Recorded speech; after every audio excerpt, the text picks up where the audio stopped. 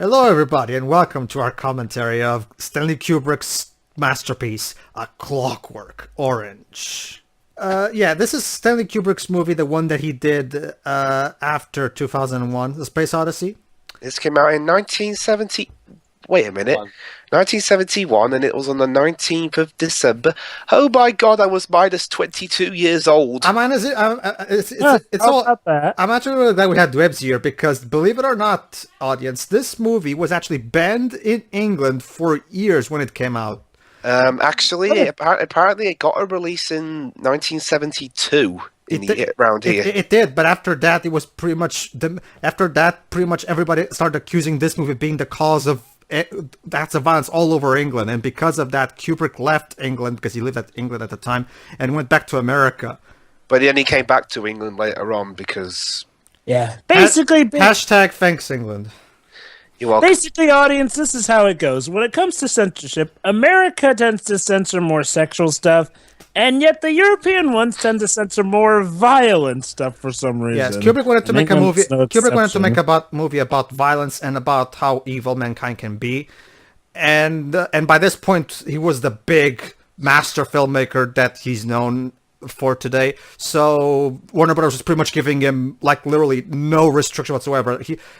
Warner Brothers was, just to give you an idea, not only was this movie, Kubrick was getting death threats because of this movie. Not only that, but he also asked Warner Brothers to take this movie off British theaters. I don't want to show the movie anymore. Warner Brothers. And Warner Brothers did it just so that they could keep the good relationship they had with Kubrick. That's right. Stanley Kubrick was so, eponymous and important as a filmmaker that Warner Brothers was actually willing to just literally pull their film off just because Kubrick asked for it. So what other filmmaker has that kind of power? So let me get this straight. People who thought this movie was responsible for violence ironically sent him death threats just to take it off. Yes. Yeah, can I apologize on behalf of our country for that? Yes. Apology accepted. Okay.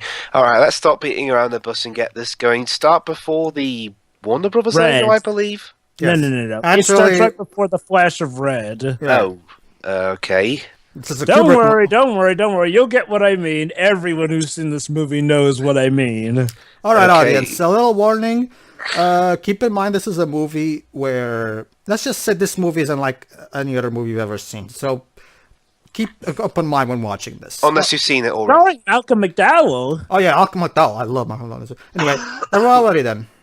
Yeah. All right, everybody. At the black screen before the red screen, like Jova said. 3, 2, 1, click. So I believe this will be my fourth Kubrick film. And here's Walter Carlos' brilliant score. I love it. This theme is called Theme of Clockwork Orange. Okay, what did I watch from Kubrick? You saw Dr. Strange. If you saw Full Jackets and Eyes Wide Shut. Okay. Honestly, out of those three that I've seen so far, my least favorite of them has been Doctor Strangelove. Honestly. Really? Huh. Comedy is subjective though, so I'll just put it down to.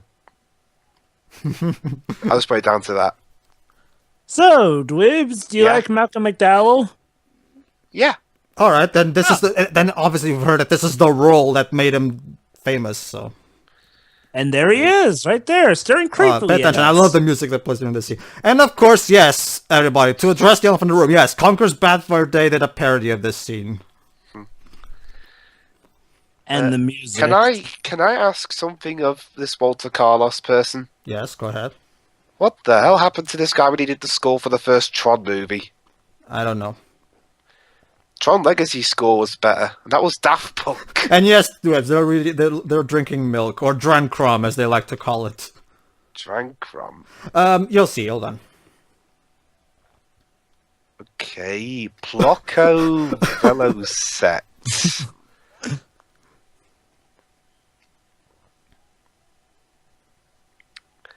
Marlboro Dread. Hold on, let's see.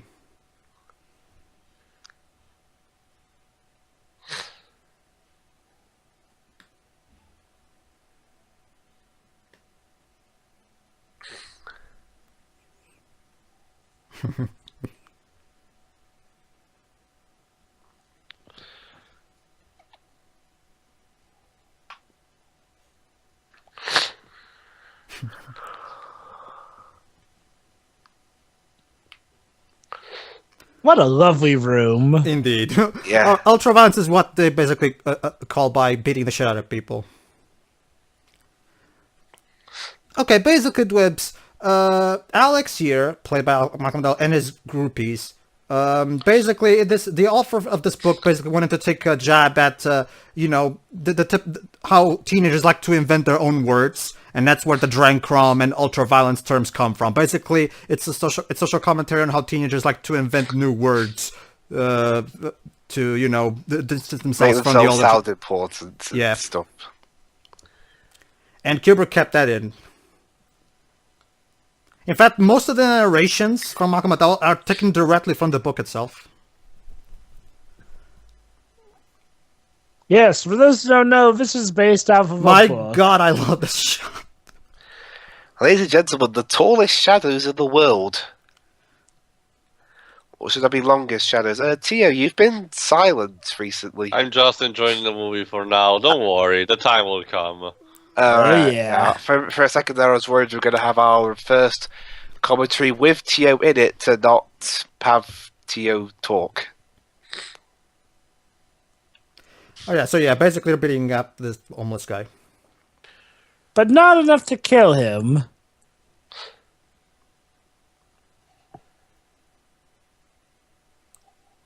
Remind me again, Dwebs, is Malcolm actually British or not? I forgot. Yes. Yeah, he is. Okay, then. Well, yes, the Mac. And it's title, also got so, Patrick McGee. Wait, is this Patrick McGee? Patrick McGee. Hang on. What was he in? Oh, by the way, Man on the Moon. That's a 2001 reference. Also, fun fact, this is actually a futuristic Britain, as the synopsis sorry, puts it. This is I the got- st- I got More this- of a I got this- dystopic type. Sorry, Yeah. I got this Patrick confused with another one. Never mind. Unfortunately, I wish this was fiction, but yeah, unfortunately, this kind of shit does happen in the real world. Yeah, even to this day. And yes, ladies and gentlemen, in Kubrick fashion, we use Beethoven music as most of the score for this movie. It's taken from Beethoven's. And it's during a rape scene. Yes, basically, Dwebs. The music is supposed to represent the character's state of mind. Like, they're happy as hell while they're doing this, even though, of course, what they're doing is horrible. Yeah. Basically, our friend Alex here, he's a huge Beethoven fan, so obviously the score would, yeah.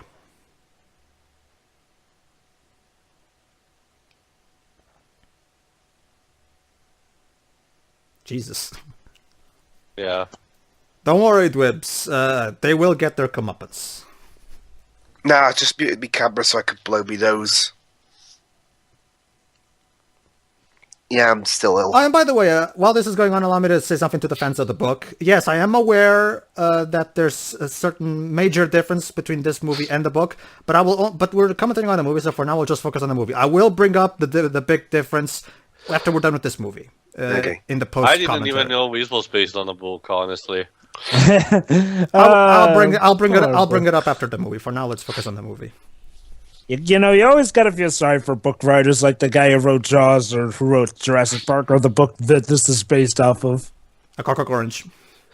Wait, the budget Oh, I was know. only... I'm talking about the author. Okay, by 70 standards, this was made on a budget of $2.2 million, well, by 1971 standards. Yeah. And, Well, I gotta say, for a movie with that lower budget, considering I think the Bond movies at this time were being made for much more, and then they was having pretty big sets. This one's doing pretty good too. Yeah, it's Stanley Kubrik. Stanley Kubrik was a master director. He didn't even need that big a budget to create amazing visuals.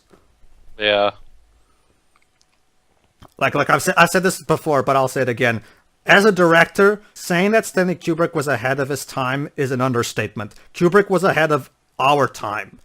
Directors still are not on his level yet. And now, ladies and gentlemen, a ECW match. Ultraviolence. Beethoven this is like ECW. Kubrick was also a master at picking classical music to go along with his scenes because, my God, does the music go perfectly. Punch.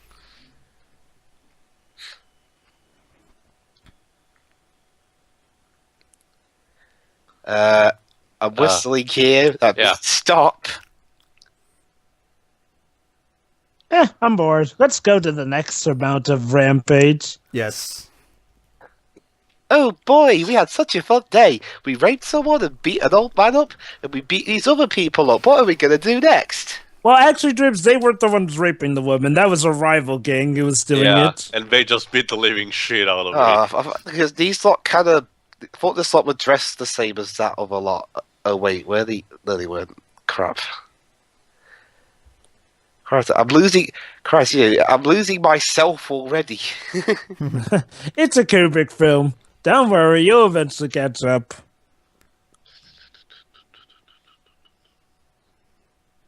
Hey, who put that truck there? Whoa. Trucks. Oh, that's Mr. Bean's rival car. Yeah, and that explains why Mr. Bean didn't have a rival. Yeah. Hey, you idiots! It's Britain! You're not supposed to drive on the right side here! Yeah, you look what you're doing. You're causing chaos. Look at his face. Kamal Kamatala's facial expressions say it all. Like, he's having the time of his life. The character, I mean. Yep. I mean, playing the villain's always fun, but oh boy, is by the way, in case you're wondering, the reason he has those eyelashes in his right eye, it's because it's basically an homage to the cover of the book, basically. Because in the cover of the book, Alex has his right eye like that. Right. Basically, so now we're home. Yes, it's literally home. Oh my God, this is a prequel to that DreamWorks Home movie. Okay, that was not to be confused with Home, Kansas. All right, here's one of the most infamous scenes in the movie. One of them. Okay, fine. The whole movie is infamous, I know, but this is one of the more infamous. Yeah. Hello, Mr. Guy at Typewriter. Let's just say this particular guy at typewriting, he plays a pretty significant role in the movie. He's going to come back later on and everything. It's just a scam. Yeah. Oh, David Prowse is in this movie. Yeah. Yeah, needless to say, this movie is quite an all-star cast. Uh-oh. For those who don't know, David Prowse was the guy who played Darth Vader physically. James Earl Jones only did the voice. Ironically, at the time, David Prowse was the main star for Darth Vader because James Earl Jones wanted his name in the background. And, well, needless to say, things have changed quite nowadays.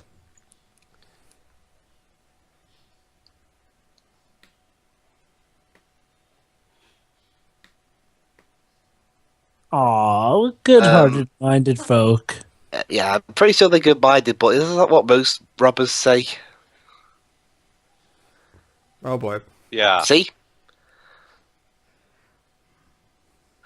Oh no, my wife is in danger. What do I do? Oh wait, there he is. So I thought he was still in his study.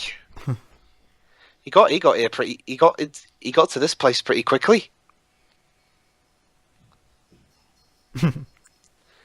Seriously, he went from his study to his living room in like a few seconds. Oh, by the way, now he starts singing in the rain.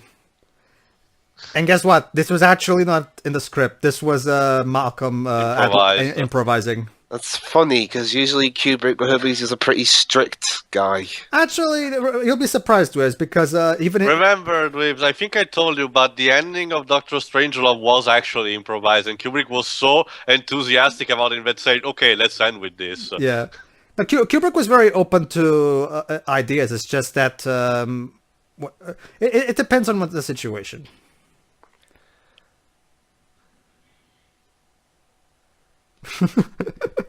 Hooray! I love kicking and tossing stuff over. Woo! Boom. See, believe it or not, this is their first time actually doing this. They're only doing this to try it out.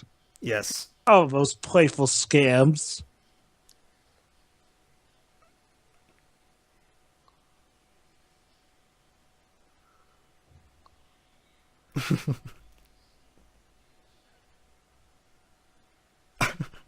Okay, I'm pretty sure this movie couldn't really have caused a bunch of people to start cutting women's clothes while singing Yeah. in the rain. The main accusations, basically, there were a lot of acts of violence around this time, and basically people were accusing Clockwork Orange of being the big cause of... Basically, it's just a classic excuse people, but it's basically it's just the classic things people Even tend do it to in point video at. games now. Yeah, or metal, rock music and stuff like that, you know.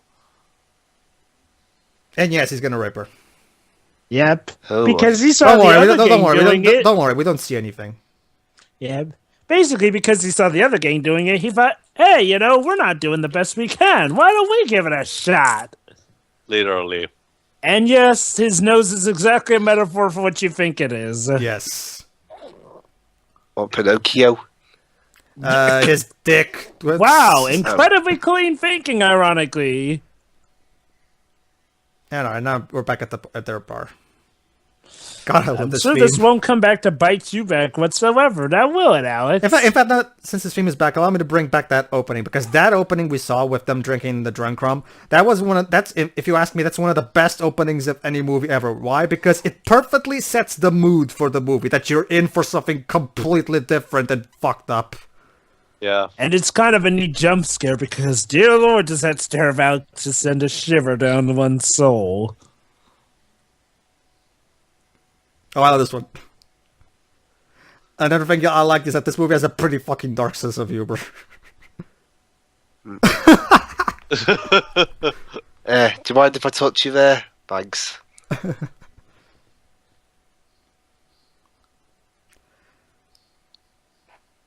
Huh. Wow, they actually got a high out of this. Yes. Sophisticated.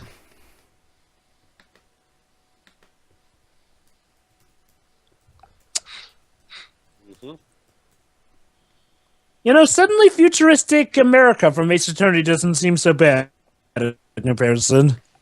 Mm-hmm. Yeah, where we just kill people. Yeah.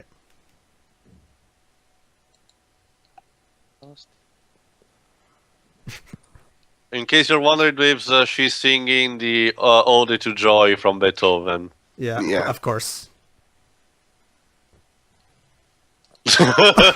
Jesus. Oh, right in the crotch. You will not insult Beethoven on my watch. No insulting him. Whack. You're one to talk. It's something when Alex, of all people, is lecturing you. No wonder these guys have all this energy to do all the stuff. They're drinking so much milk, their bones are pretty much made of steel at this point. Lovely.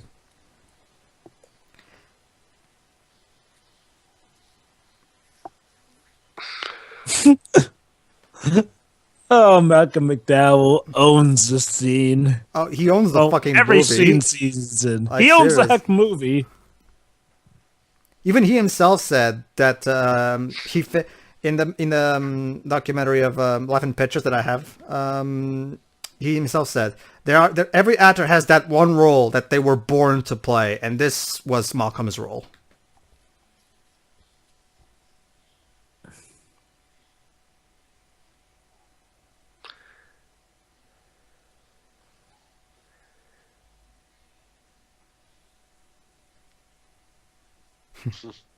Doobie doo.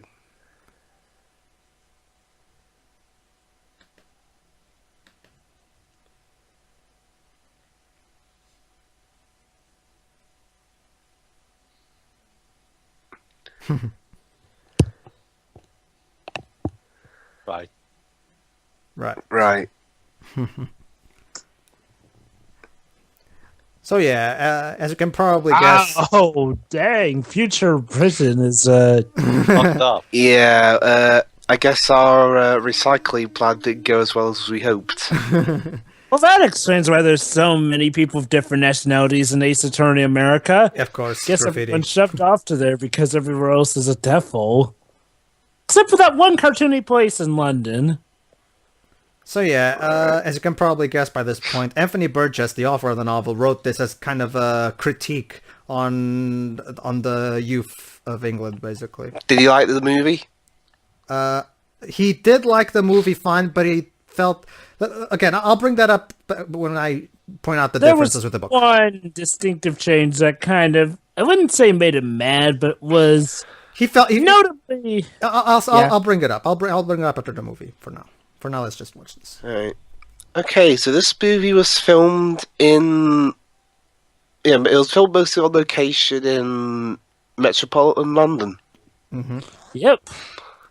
Staying true to the locale.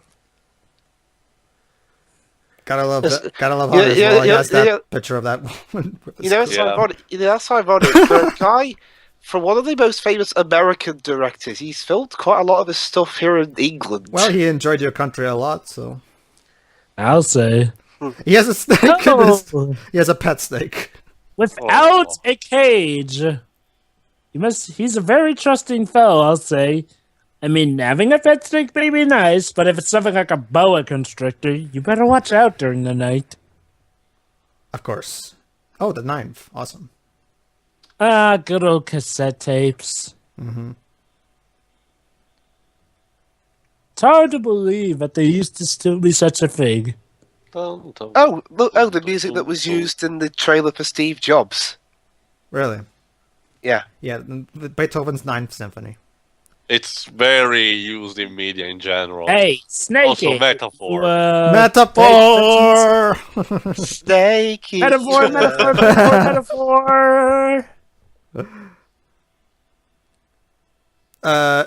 Go Jesus. All four of you. Yes. Remember, he did this. Crucified.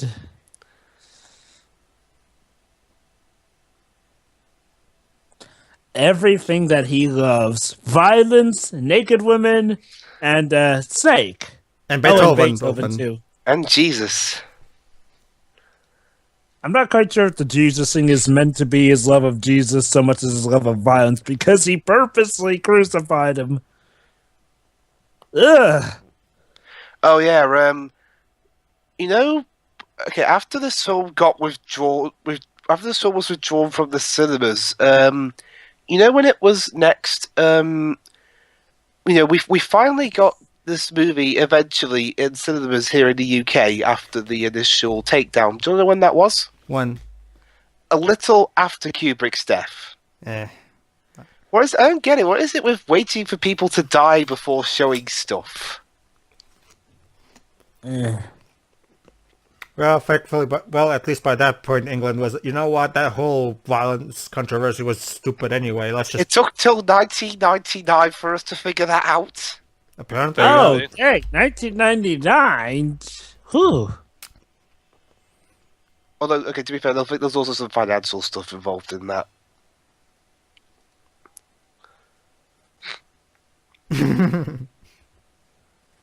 That's quite an interesting system you got there, son. Yeah.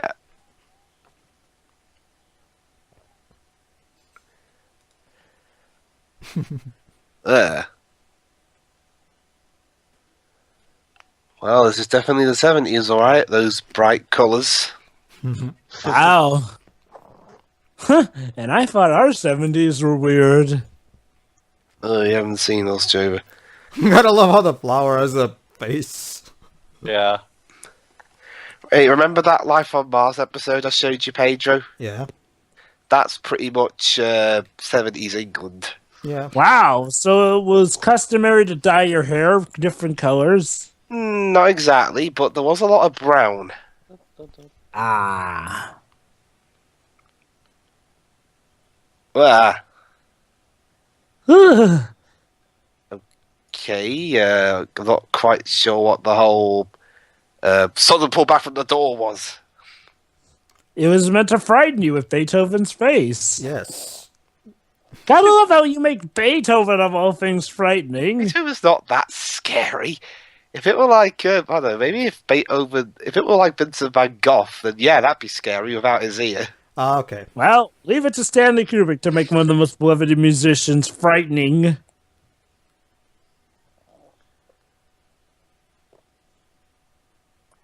Wait. That guy looks like a younger Terry Wogan.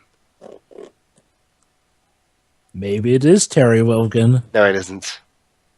It's not, yeah, but yeah, it looks a bit like him. Basically, he's Yeah, a friend of the this- family, and he doesn't care for Alex, shall we say? Oh, I can't imagine why he wouldn't care for the playful little scamp. This guy certainly does seem to be very patronising of McDowell's character.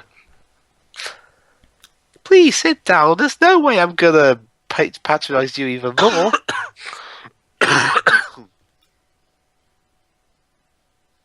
This movie is incredibly British. Well, it takes place in England. Yes, it is the UK, and again, it's ironic because Kubrick's American. Like if you had the most American film made by a Brit. Did we ever have? Oh, right, GTA.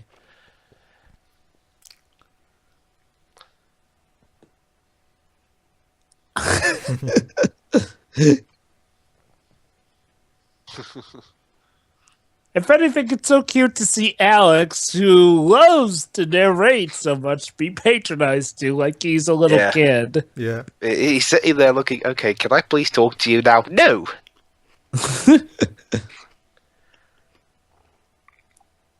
Basically, he's onto him.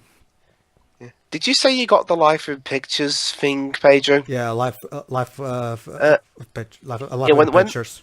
Yeah, when this film got re-released on Blu-ray for the 40th anniversary, It came with this with that, yeah. yeah. I mean, yeah. they always package him that with one of Kubrick's movies.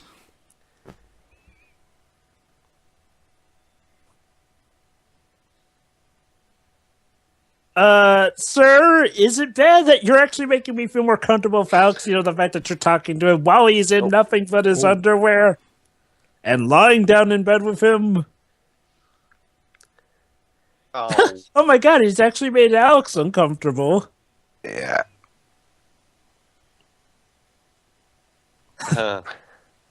Sir, know it- please don't touch that area again. It's amazing when you introduce a character who manages to make the most terrifying character in your movie seem harmless in comparison. Yeah. There's not much harmless about grabbing someone's crotch. Oh, I know, but the fact that he actually made Alex uncomfortable, that's quite an achievement considering what lengths It's Alex Alex. will go to. Yeah. I mean, that's like the equivalent to making Michael Myers actually cowardice. So basically, he's warning Alex to be careful because eventually his bullshit will come back to bite him. Yeah. Yeah. For as lucky as someone may get, don't press your luck. Don't push your luck. Don't push your luck. Christ, this stuff tastes bad. What's in that? Probably whiskey. You don't And wanna now, know. the top 10 music records of 1971. Number 10. Wow, in the future in Britain, Watch Mojo grew out of control. Wow. What the hell? Look at that futuristic British Alex clothing. is the next Doctor. Yes. This music does kind of sound like Doctor Who, a little bit. All right. There's gonna be a small little Easter egg in the background, so keep an eye. What's in the papers today? Yeah, fuck it. Everyday British. And there we go, life. right there. The record for 2001: A Space Odyssey soundtrack, right there. Subtle. Wink, wink, wink. Yeah, I made that film. And of course, it wouldn't, like we just saw, it wouldn't be Kubrick without the forward shot of him walking towards the camera and in a tight space. Yeah.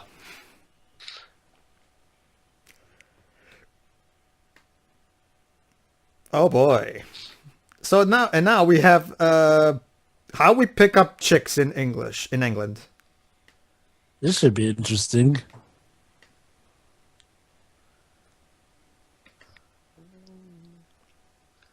Okay, as an Englishman, I immediately call bullshit. Do tell.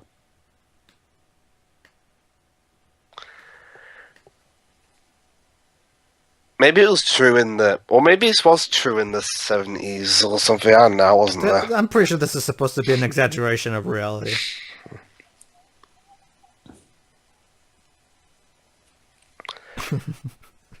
Well, now. Thank you for the ice cream. Wait.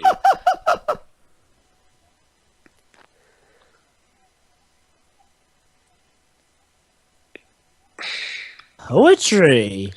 Oh, yeah. And here we go. What? Let's go! The William Tell Overture. The Lone Ranger song? Yes, the Yeah. William Tell Overture. That's right, ladies and gentlemen. Stanley Kubrick is actually setting a sex scene, a ménage à trois, no less, to the rhythm of fucking the William Tell Overture. Oh, and they're doing it while it's going on, too. Did Walter Carlos do It's a lot of this stamina. theme? No. This is also classical music. They just sped it up. Oh, it sounds like Walter Carlos did a very fast version of this theme on the synthesizer. They sped it up. I don't know if it Oh, was yeah, takes off her Carl. clothes, puts them back on, takes off her clothes, takes them back on. Let's do it again. Man, you Brits can go for a long time, can't you? And we're fast. Oh,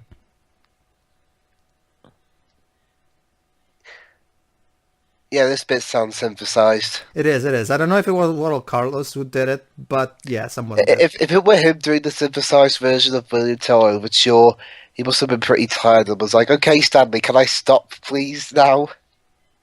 Thank you.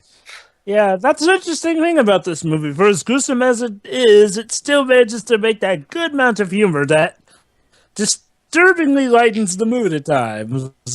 Yeah. Well, if the entire movie were just dark, depressing stuff, we'd stop caring after a while. Of course.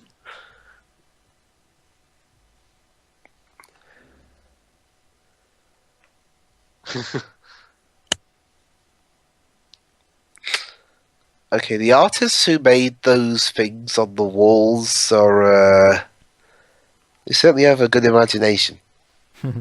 Interesting censorship, too. Yeah.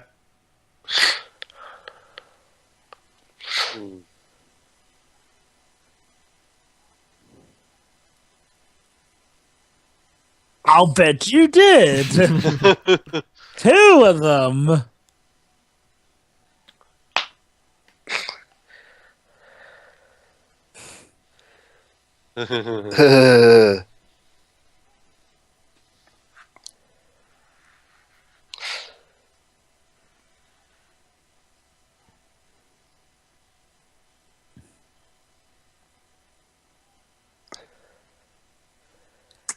That pose means I am not impressed. Oh, teabagging. Before it was popular.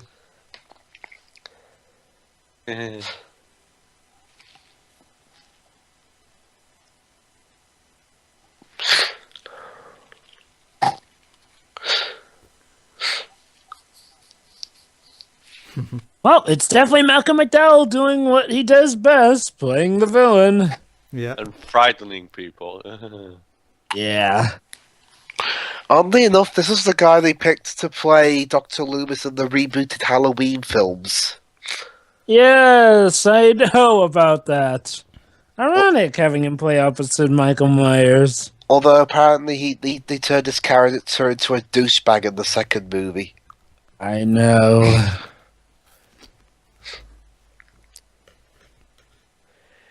Poor Malcolm McDowell. One minute he's directed by Stanley Kubrik. The next minute he's slumming it in a Rob Zombie film. Yeah. Admittedly, the first Rob Zombie Halloween wasn't too bad, but oh boy, screw Halloween 2 for Rusty Spike.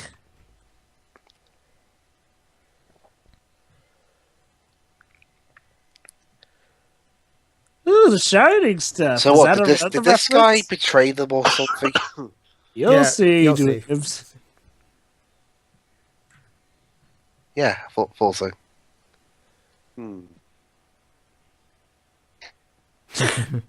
Of course.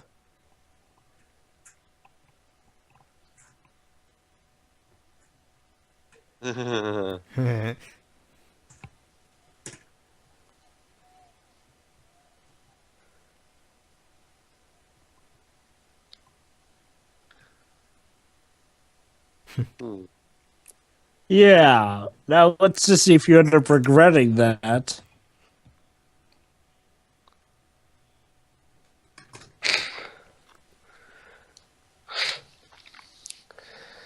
I'm gonna die, aren't I? This is getting a bit awkward, boss. Abusive.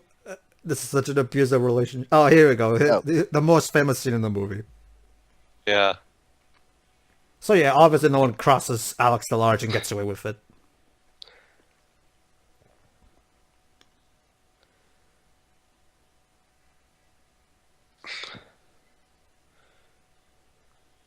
Yep.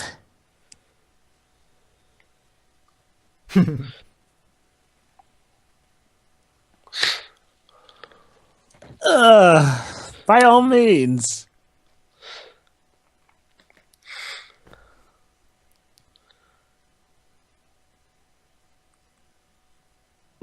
And my solution is to beat the shit out of them. Oh. Yeah.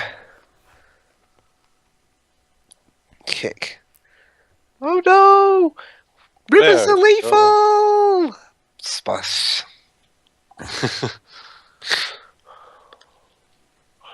Oh fuck, I missed!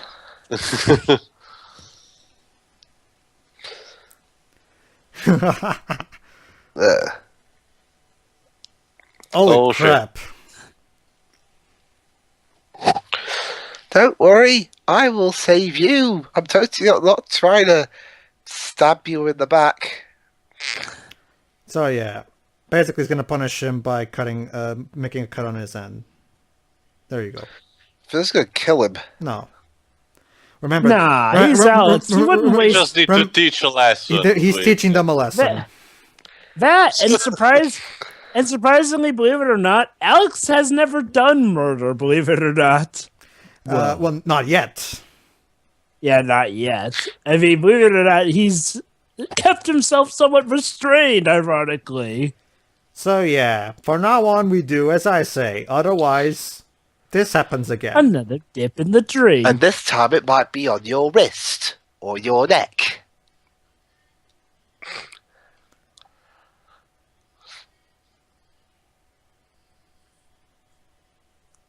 Ah, Beethoven would be proud now, wouldn't he? Oh yeah.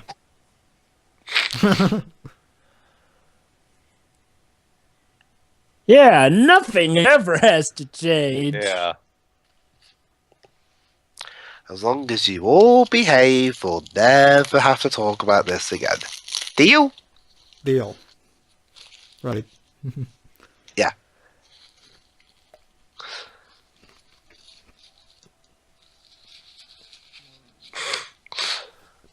Go ahead, tell us. Go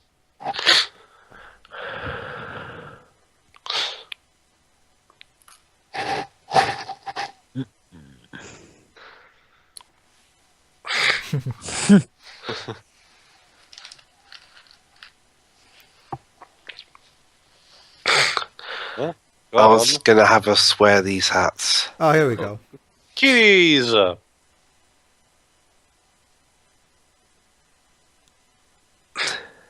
So many kitties. So what's Kubrick's mindset with this bit? Like, Oh crap! I don't want to bore the audience with just two guys talking throughout the entire movie. So, Kitties. woman doing yoga. And He's kitties. setting the mood. Tell me more. Tell me more. I love the way he says that. Oh boy. Knock, knock, motherfucker. And now here comes another one of those infamous scenes. You know, the ones that are more infamous in comparison. Yeah, one of those that caused the controversy. Right, How many look, cats she's does so- she have? She's one of those cat ladies.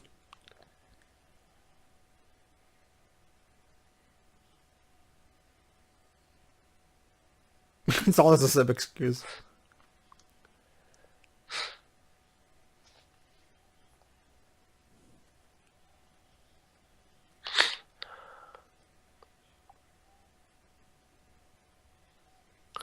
Yeah, literally.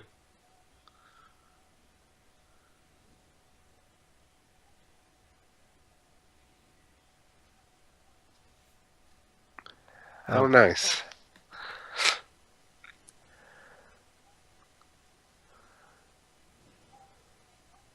Yeah, I know, right?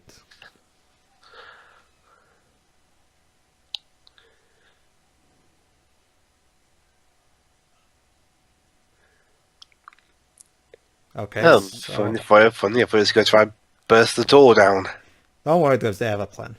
Or rather, he has a plan, since clearly Alex is the one in charge here. Yeah, Okay, no so- credit to be given. Yeah, okay, the door trick didn't work. Let's try another one. Da-da-da-dum.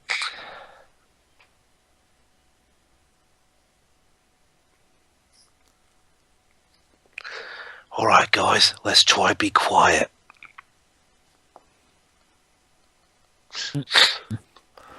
This is basically probably Kubrick's two favorite classical composers. High tech. Classical composers. He used Beethoven in this one, and he used György Ligeti in 2001 and Eyes Wide Shut. This lady, she's got something going nicely. Especially going off of those paintings. She herself apparently fashionizes with naked women and also dicks and cats. Oh, come on, Joe, but that's just that's not That's art. that's art. Who are you to judge? I suppose just the people owning the art are kind of, you know.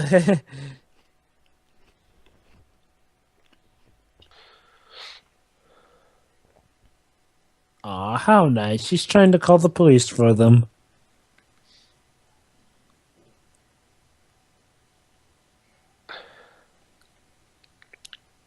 Uh-oh. Oh, gee.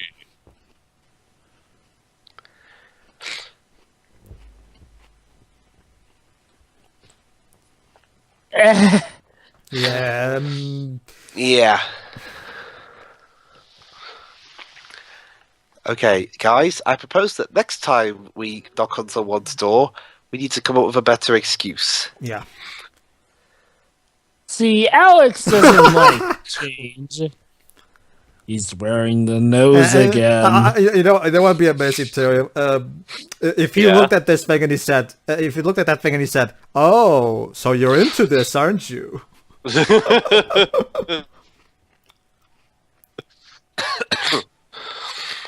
Well, actually, never mind. He does kind of say it, just in his own way. Yep.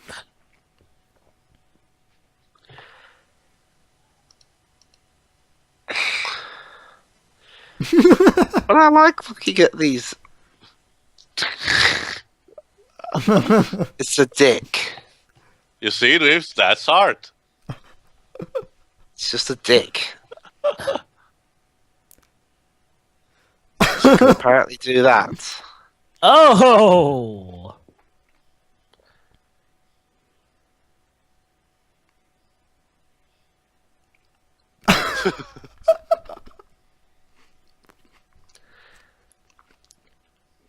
Yeah.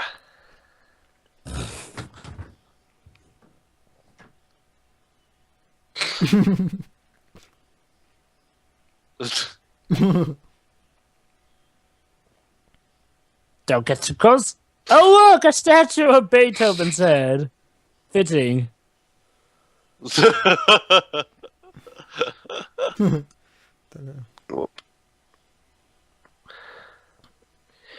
Come on, lady, you're being beaten by me holding a dick in between my legs. A really big one, too. Oh boy. Uh-uh. Oh. Ow. Oh. Okay, welcome to another wrestling match. Ow.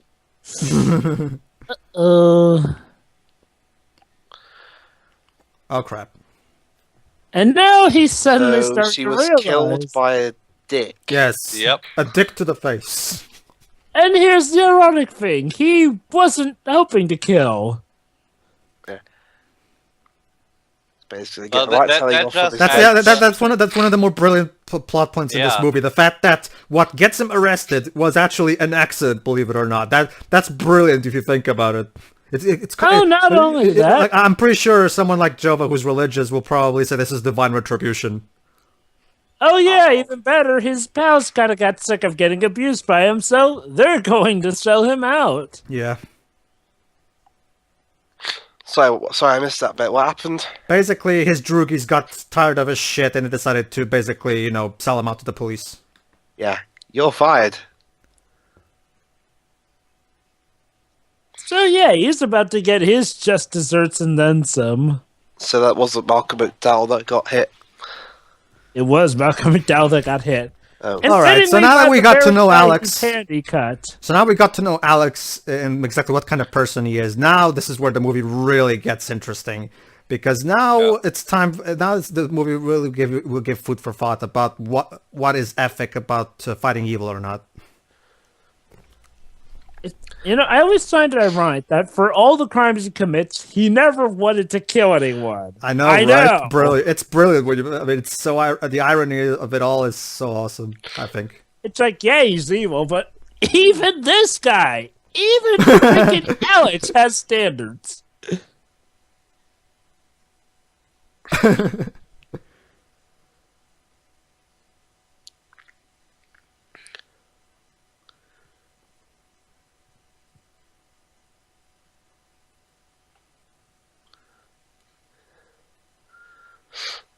Ow.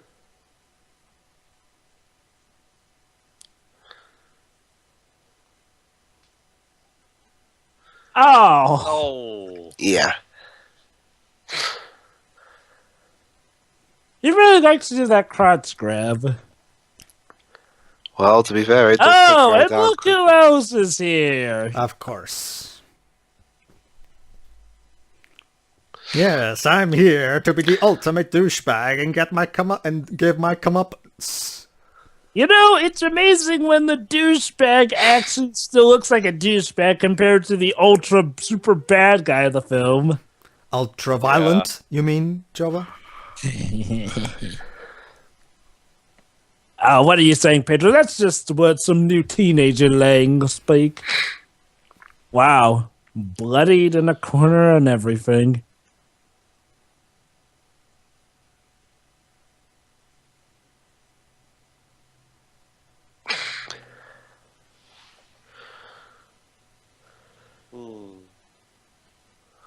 Let me say that fight is staring down upon you. Hi, you're going down, Alex, and I'm gonna enjoy the fuck out of it.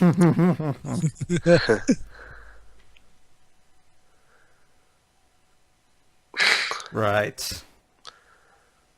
Yeah. Forced you maybe, but innocent?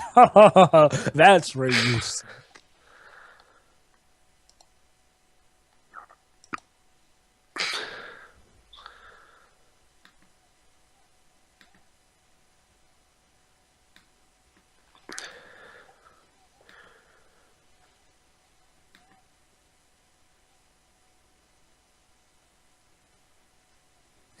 He's trying to deny it.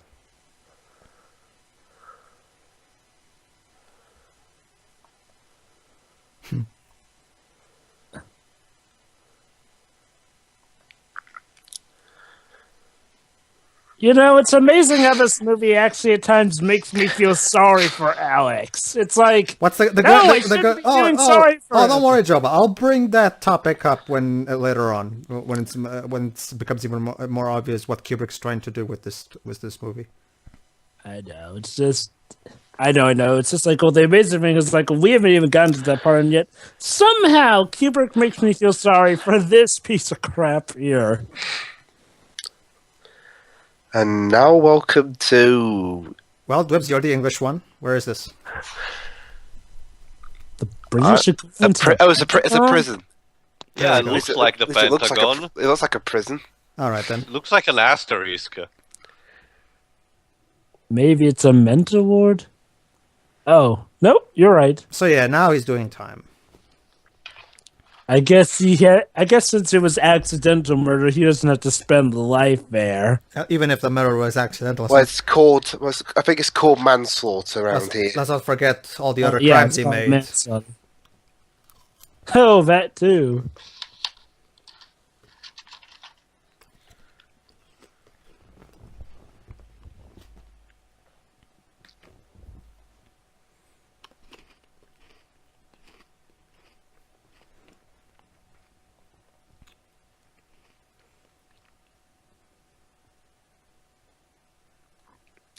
You know, comparing these shots to how the shots were done in Eyes Wide Shut, Mm-hmm.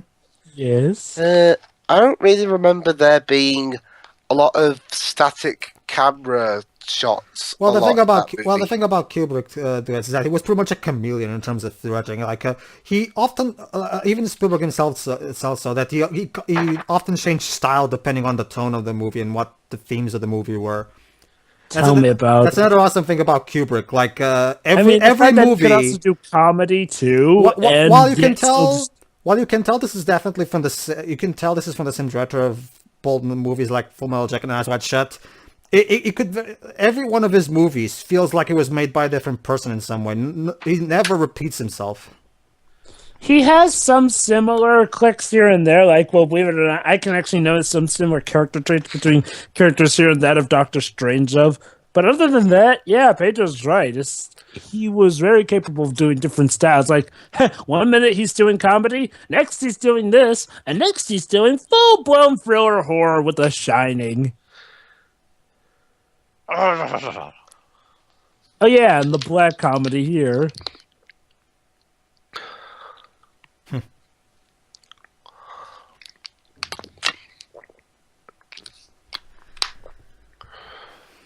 All right. So yeah, obviously he has to put all of his belongings in the vault, which will be returned to him when he eventually gets out. And we promise we will not break them too much. Oh, trust me, James. They're building up to something with this. Oh yeah. Ring. Smoking.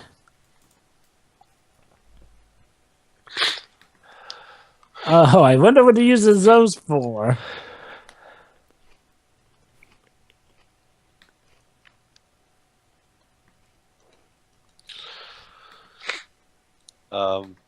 Okay.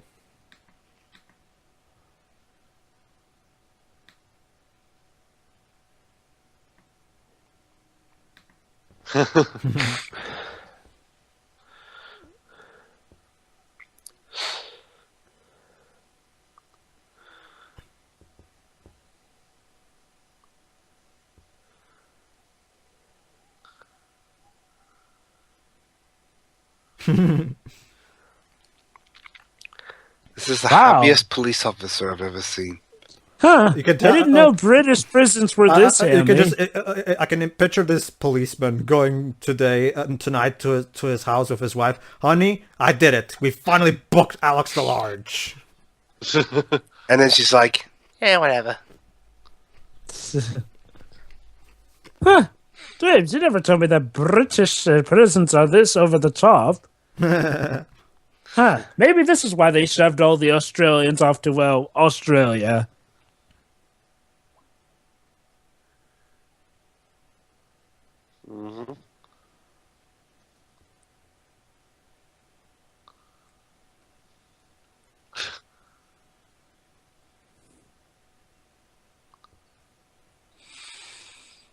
Nope. Are you sure about that?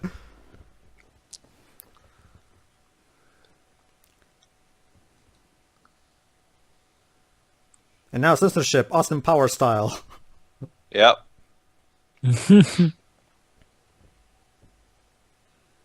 This actor playing this over the top police officers, he reminds me of someone. Yeah. That's another great thing. Kubrick does a great job in adding in a lot of dark humor to lighten the kind of lighten the mood. And now, inspection time. Basically, Dwebs, in case you're wondering, they're expecting to make sure he has nothing hidden there. Basically, it's shit like Yeah, that. don't worry. I'm pretty sure prisons would do something like this.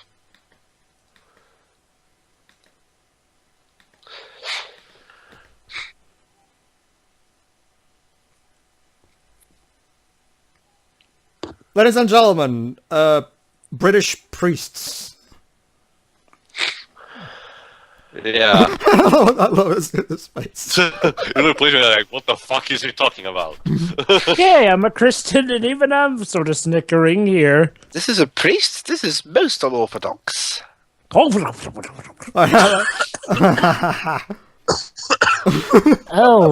yeah. It's his old chum there. Hey, handsome.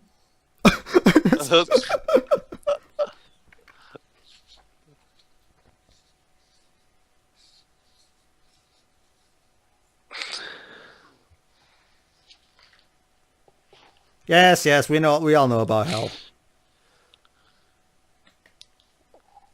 Yes. And with torture... Okay, is there going to be a scene where Malcolm... Oh, yeah.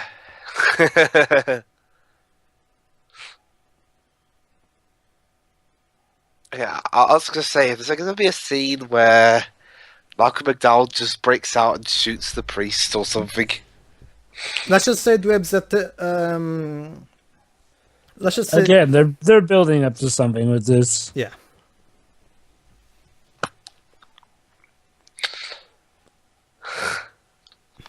Let's just say, though, even though you can't quite call it a character transformation, let's just say Malcolm McDowell's character will eventually become someone different by the end of this movie. Yeah.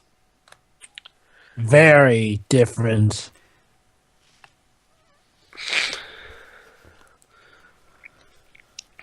Come on, you're not deafening the village around you. Okay. Fury time. The reason that they exported all their prisoners to Australia was because with Australians, it was over top with the hamminess, so they had to quarter it a bit. Otherwise, prison would be a freaking cartoon. Plus, we'd have to give the Australians some hamminess they could use for the first Mad Max movie in about 8 years from that point. Wow. So you're telling me that it was literally 8 years from the official formation of Australia with the deportation of criminals. 8 years after that was when Mad Max was made? It's a headcanon, but yeah, Mad Max came out in 1979. Team. Okay, it makes sense.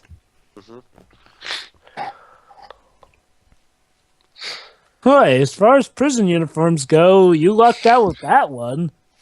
I mean, heck, you look like you could be a soldier in something in that.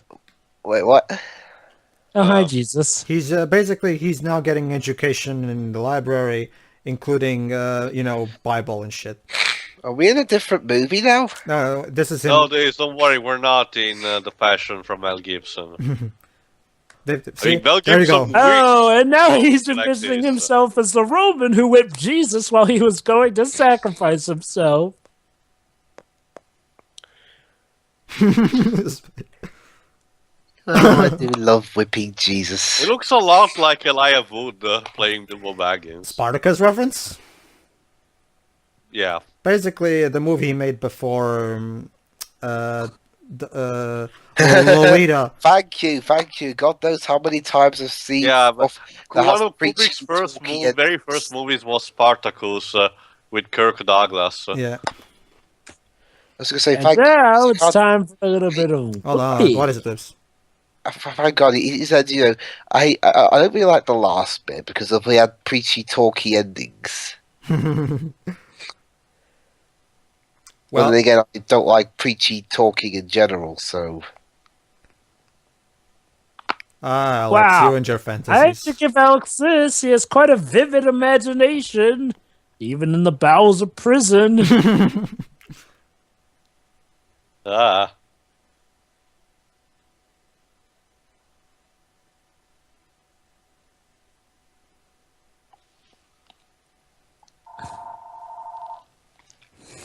So yeah, basically they're trying to re-educate him so he will be actually become an actual valuable member of society.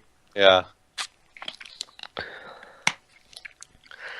Yeah, at this rate, when he gets out, he'll be able to read bedtime stories to all the village's children.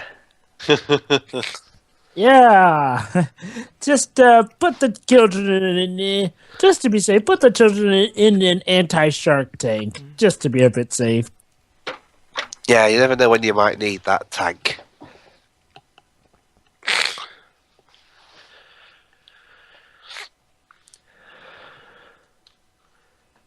Can I please have your daughter?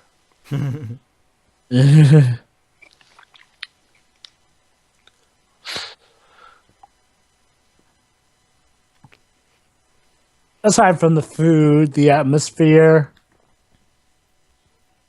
And the fact that you don't have any Beethoven music to listen to. Yeah. The fact that you have no naked women. Oh yeah, the fact that your chum sold you out. And the fact that you have no milk to drink.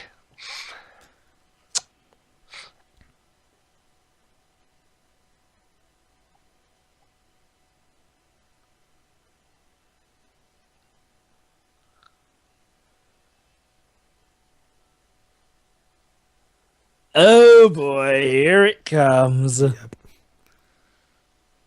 Basically, there's this new special treatment where if they let you, where basically if you let them test it on you, you get a jail out of free card. Let me guess, though, there's something a bit dodgy about that as well. Of course. Of course. Oh, you have no idea. Yeah, Dweebs, you have no idea. Let's just say it makes. Actually, I don't know what to compare it to.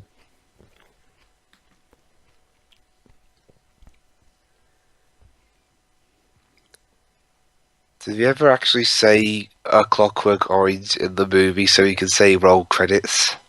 No, they don't say any of that. Oh. Did he Kubrick film see them do that in his Full Metal Jacket? Shining. The Shining If- 2, yeah. Well, I haven't seen The Shining, so... And again, I've still yet to read the book.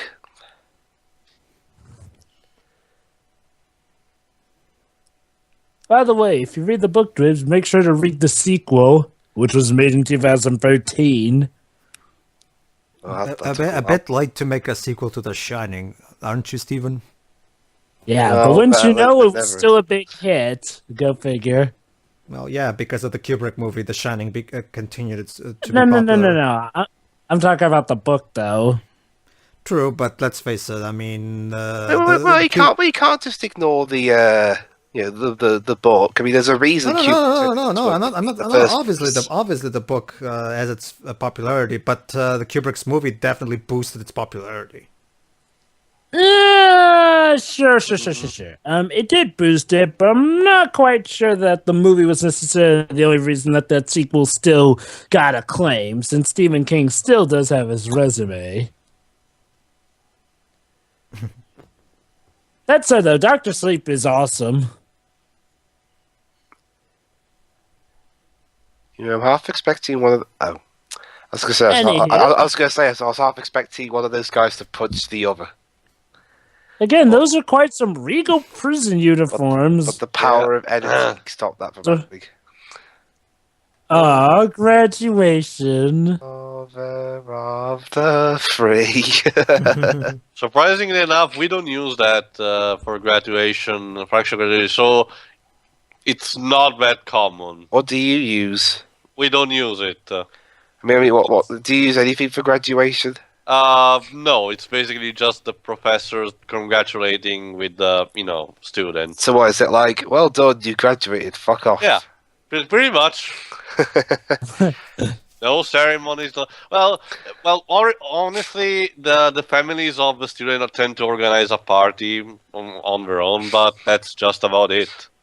They're very contained. Ah, here we in go. that Basically, this is the doctor in charge of that get out of jail fast thing.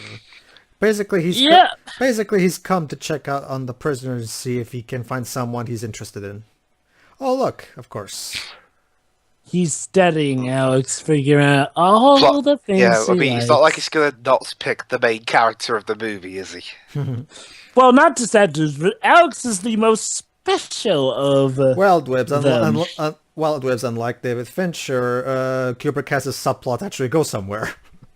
And Aaron Sorkin. Yep.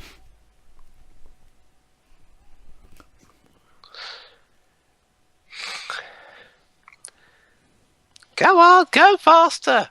Christ, you're making Wanna the go Americans. faster? You're making American prisoners look fast.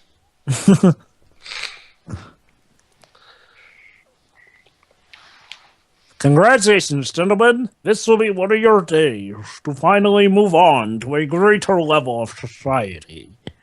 But sir, doesn't the Lady Vocal treatment include? And of course, this will be a shot that Kubrick will later kind of redo in Full Metal Jacket. Yeah. except the camera moves in that one. Mm-hmm. And you've got the angry sergeant. Mm-hmm.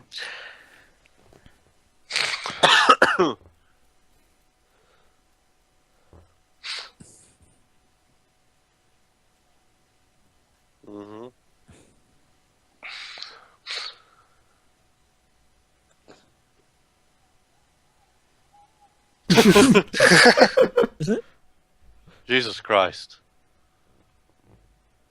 See, even the "I did, sir," kind of like what Yeah. Private Private Joker. Private Joker does.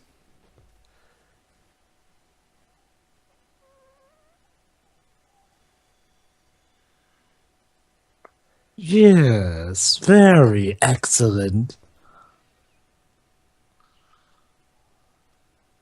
Basically, Alex is trying to put on a sweet face, but this doctor sees right through it.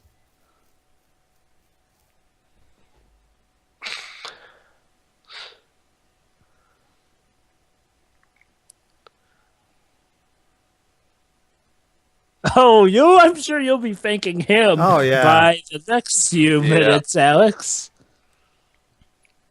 Mm. You'll be saying thank you, all right.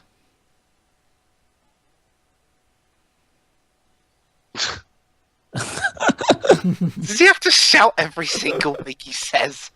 Okay, seriously, I need to know, who is this actor? The shouty policeman. I'll check. Yeah. He definitely reminds me of someone. Clockwork Orange. And now, Shouty. Dude. I know I lose my favorite thing to beat on. Aw. Shouty prison guard.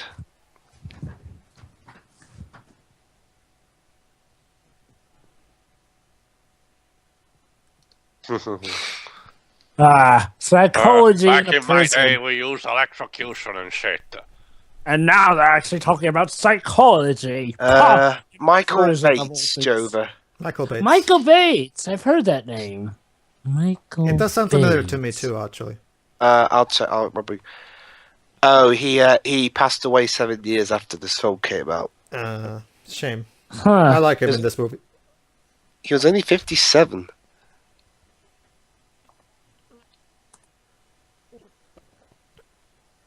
I love how typing his name on Google immediately brings up a photo of him in Clockwork Orange. Let's see. He's Anglo-Indian, actually.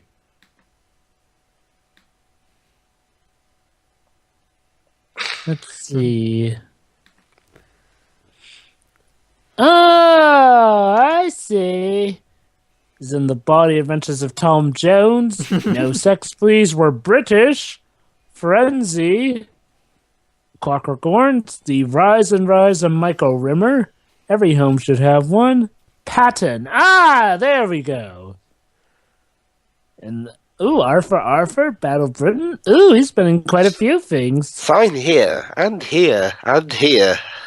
Oh, and also sign the place where you sacrifice your own body to science. We would love that. Yeah. And then we'll turn you into a mechanical bee. Oh, sorry, wrong movie. We can rebuild them, gentlemen. We have the technology. Yes. So yeah, basically Michael Bates is a Shakespearean trained actor. I love Kubrick. I love when he does this kind of shot. You know, the character's walking forward and we're literally in front of them watching them walk. Like, I love when he does this. It's always one of my... Anywho, here's Michael Bates' filmography. He did that a lot in Eyes Wide Shut as well. Yeah. By the way, this is probably his favorite type of shot. Go figure. Anywho, No Sex Please Were British. That movie sounds familiar. Have you seen that, Dwibs? What movie? No Sex Please Were British. No, I haven't heard of it. And now, ladies and gentlemen, we get to see British psychological science at work. Oh boy. We even got the white lab coats. Yep. Excellent. I'm totally legitimate. I have a white lab coat and everything. Yes.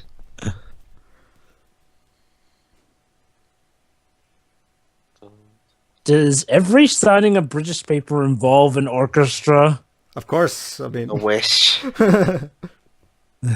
Could you imagine if this was like every time someone did a transfer in the football transfer window around here? Dun, dun, dun, dun, dun, dun.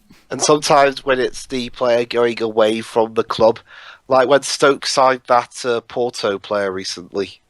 Mm-hmm. And by recently I meant this January of 2016. One thing that I love about Kubrick's use of classical music is that it makes his movies, like, because the music always goes perfectly with what's going on the screen, the movie kind of feels like a ballet, sort of. Mm-hmm. Uh-huh.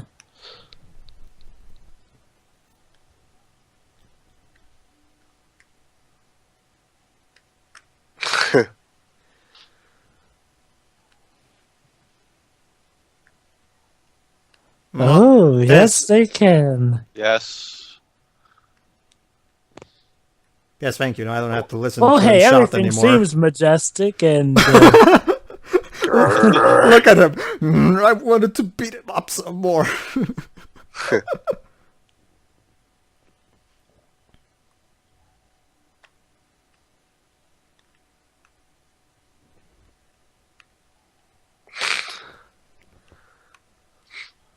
Boy, oh boy, is he lucky she ain't Nurse Ratched. She'd have a field day with him. Yeah. Yes, lucky Yes. indeed. Serum.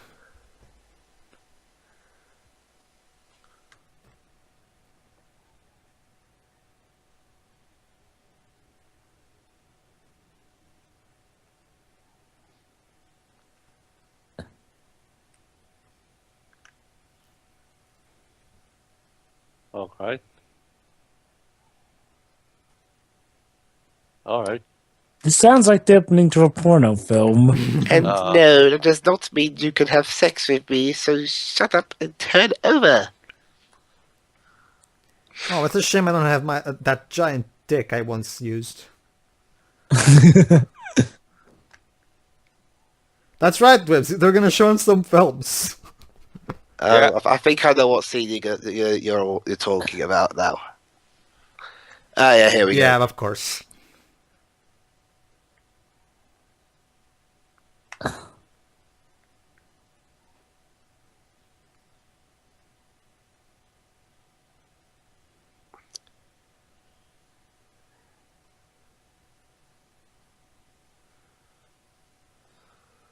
Ugh. Ah, but it's just strapping my eyes open. What's the worst that could happen? This seems legit. And now and now this is going to be what would happen if we had forced Dwibs to watch the entire Skippy catalog. Yep. Oh boy. All the doctors are looking like this is completely normal. Yeah, like, yeah, we've seen this before.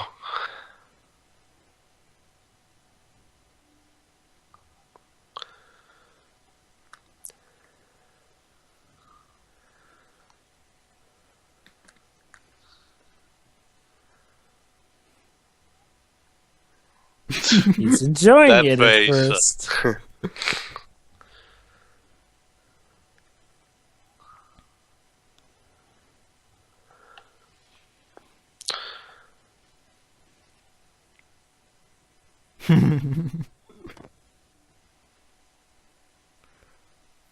Ladies and gentlemen, a review by Alex DeLarge.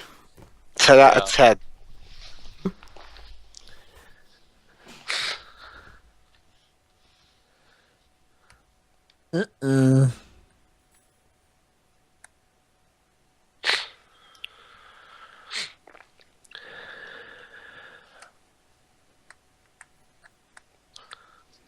All right. They're purposely dressing up actors similar to how he's getting dressed up. Of course.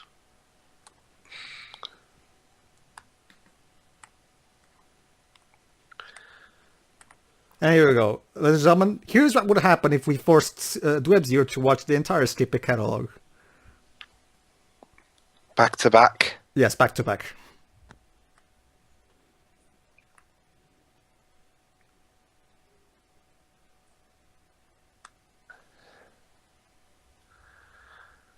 Oh yeah, by the way, that doctor next to him putting the stuff in his eyes. Yeah. That's actually a actual in real life reason for him to be there, because he had his eyes open. That he needed water in his eyes, otherwise. Yeah, I know. Yeah.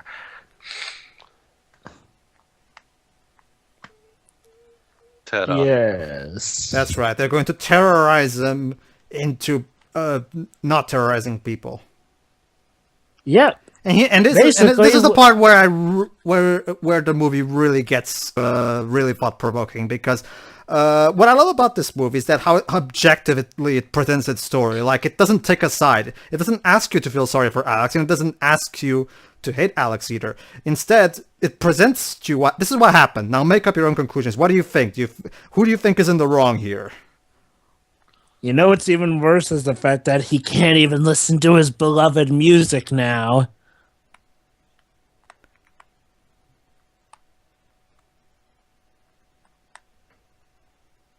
I mean, of course, Alex. Of course, the first instant that people would have that Alex, of course, the one in the wrong here, because, you know, he murdered someone. He's basically a wicked son of a bitch.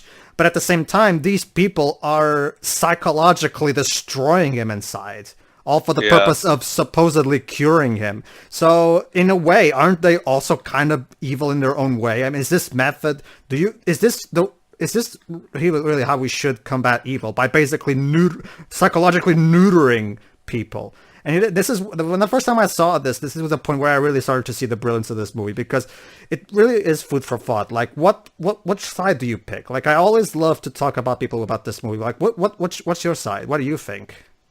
Oh, and now they're going to go really overboard. Yep.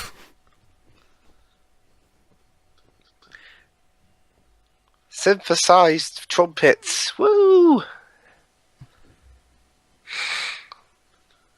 You see, Alex, this is what happens when violence occurs. Ladies and gentlemen, Jolly War Music by Walter Carlos.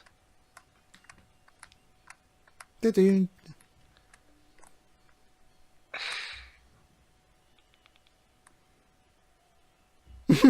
way, that's actual stock footage. Well, yeah. Mm-hmm. Oh, here you go. If I'm not mistaken, this is where the reaction comes. Again, like I said, here's Dribs' reaction.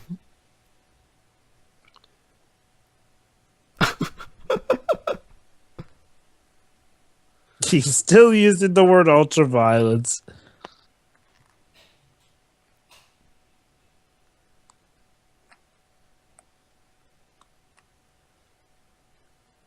Yep. Yep. They played Beethoven music while they tormented him.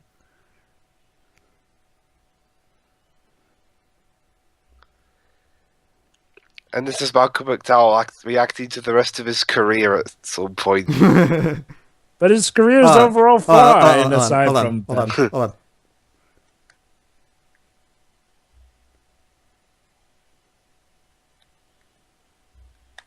They're not even flinching.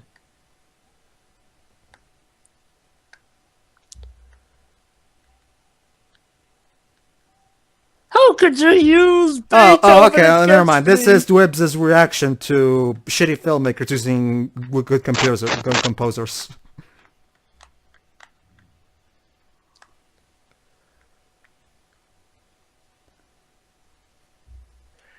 The ironic thing, they didn't even know that now, but now they've got something else they can use against him. I see what you're doing, Pedro.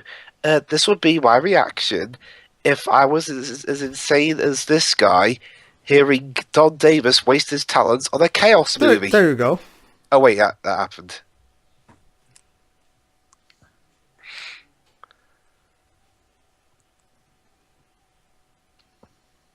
Welcome to life, Alex. One of the most unfair games you'll ever play. What game, sorry? Life.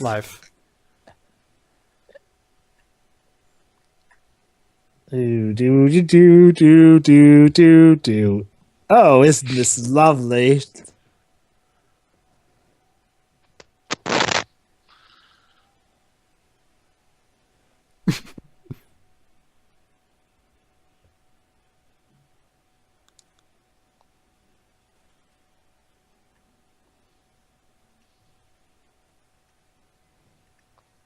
You think?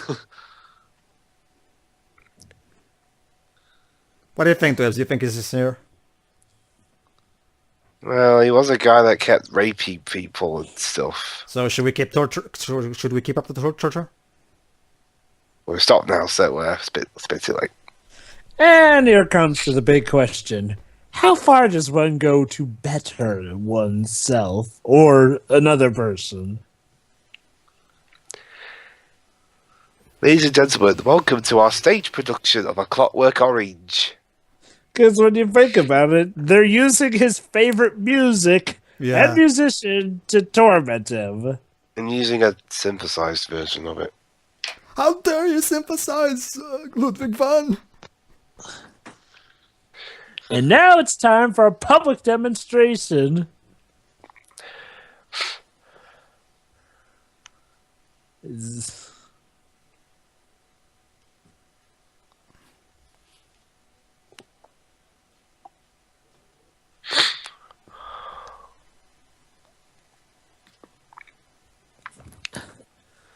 Yep. I doubt it. Basically, after pretty much neutering him psychologically, they're going to put him back into the very old crapsack world he came from. Yeah, I doubt this will cure. I think it might actually make him worse. Well, Let's see. as far as his nasty urges go, it technically will cure him. There's the cop right here. But it'll probably just... This is most unorthodox. Back in my day, we just beat the crap out of them.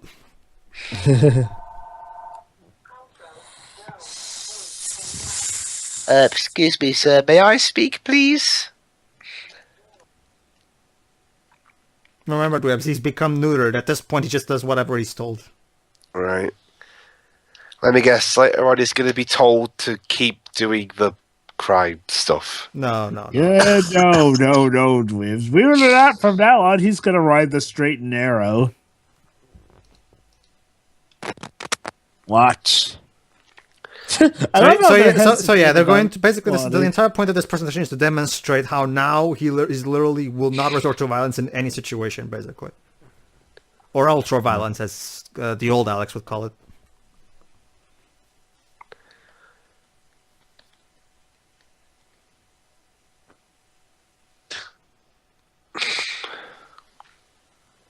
Hello, I'm John C. Reilly, except much younger. Yeah. and more Weasley.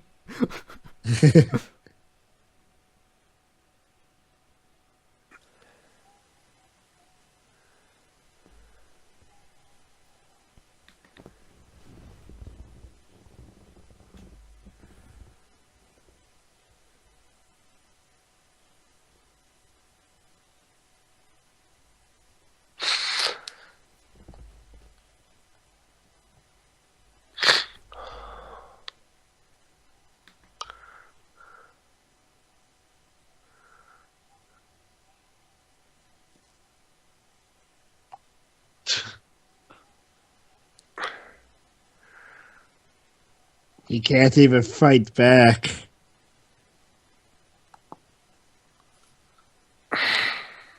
Basically, Dwibs, Dwibs, I mean, you remember what he loved the most back when he was, his old self? Milk. Ultraviolence.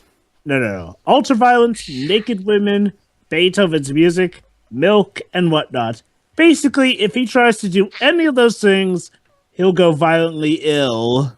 At this point, basically, they psychologically torture him to a point where he's basically been psychologically convinced that everything is wrong, but they basically destroyed his entire personality when you get right down to it. Yeah.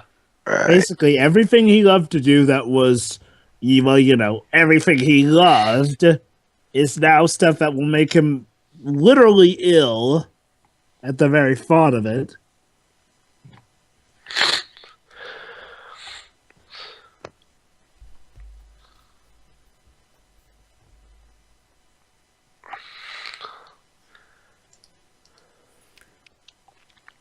Ladies and gentlemen, this has been the theater adaptation. Thank you, I'll be all day. The theater adaptation of Clockwork Orange. Thank you. We'll be here all week. Oh, fuck off. Wow. And now it's time for this demonstration. Will he try and do it with the naked chick?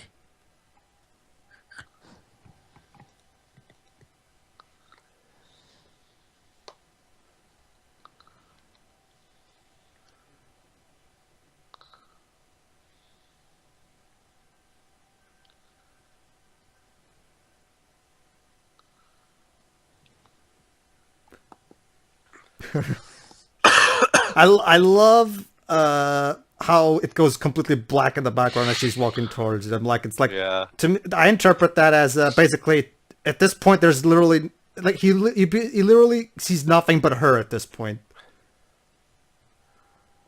Well, her and the Boobies. 3/4. Yeah.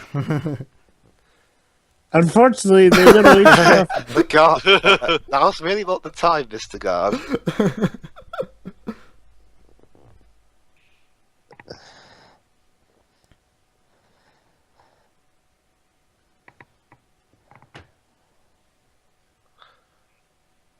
Yeah, in out. That's how he says sex. In and in out.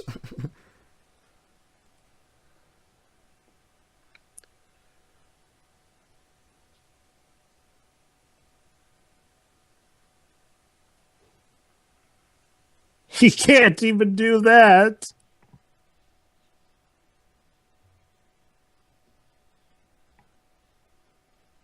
He can't even so much as touch her without getting sick.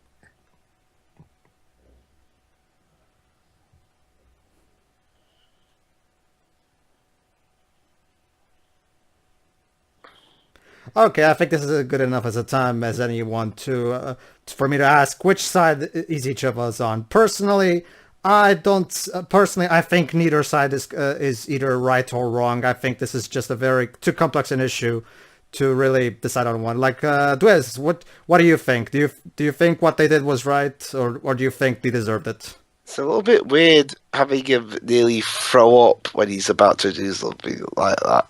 Yeah. So what do you think, Dwibs? Neither. Neither. Okay. What about you, Yeah, Teo? pretty much the same as you, Pedro. Yeah. What about you, Jova?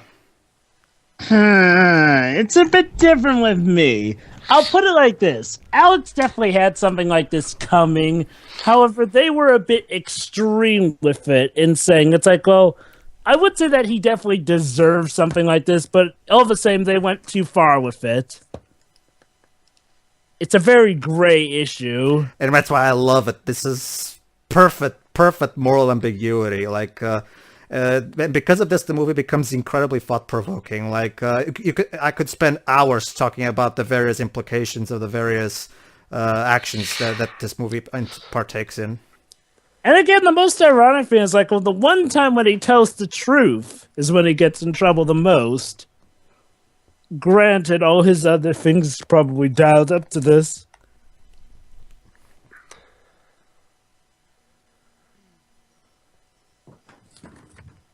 Oh yeah, basically the priest is arguing that this is wrong, basically the priest thinks that this is wrong, and of course the doctor says, "No, don't you see? He's not evil anymore. Don't you see? We did it.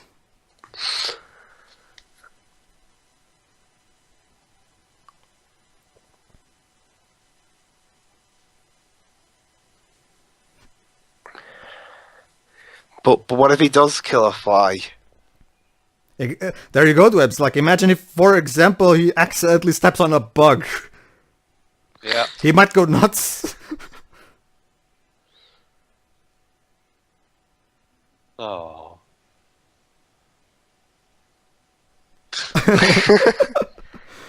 And immediately, yeah, it's the 70s.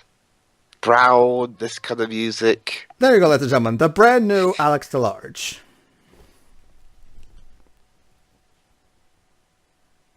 He didn't even make his bed. Catwoman. Crime cure will strengthen law and order policy. Mm. Science is cure. That's quite a wonder, Of Kira. course. That's right, ladies and gentlemen. Evil was destroyed with science.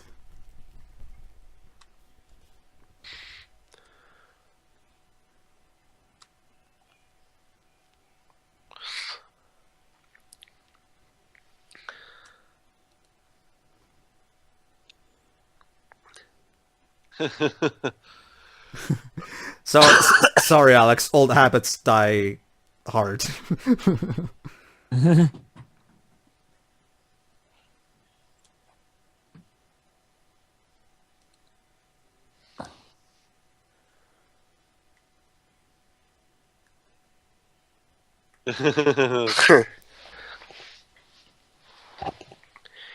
In the morning papers.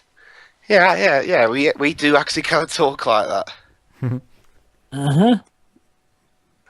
Bonus points for Kubrick for portraying things properly.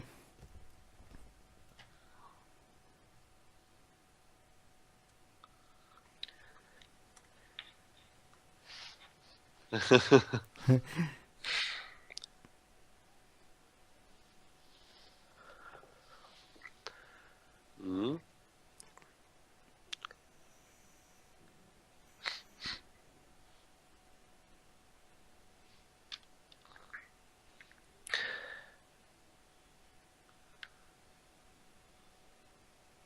Mm.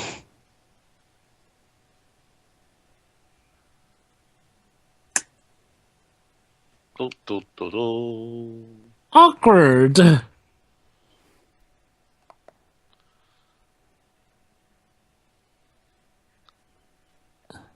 Fine.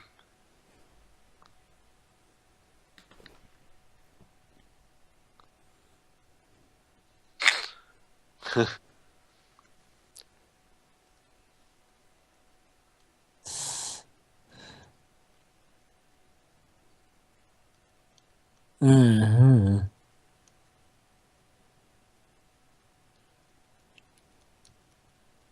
Perish the thought.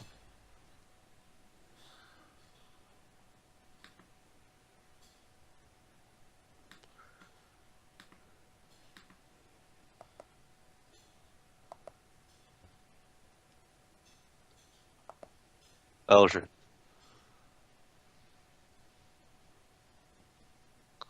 He can't resort to violence. Poor bastard.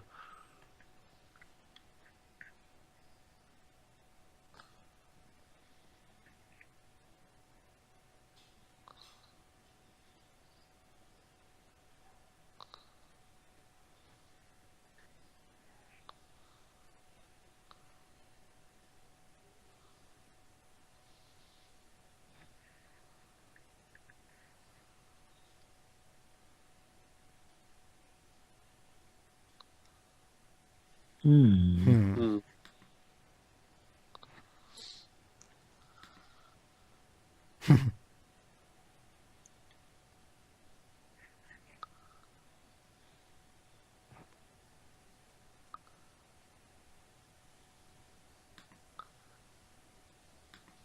Of course. Yeah.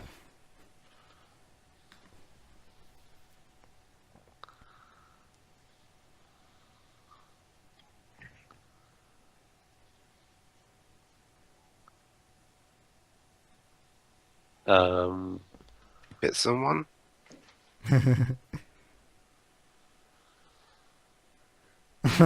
Right, an accident. Sure. Sure. Oh. Probably there's no one there to feed him.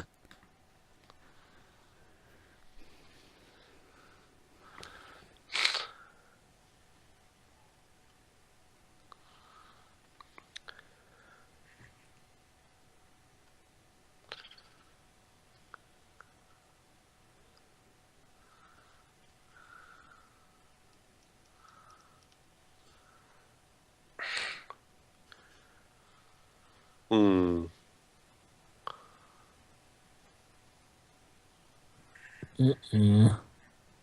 Uh.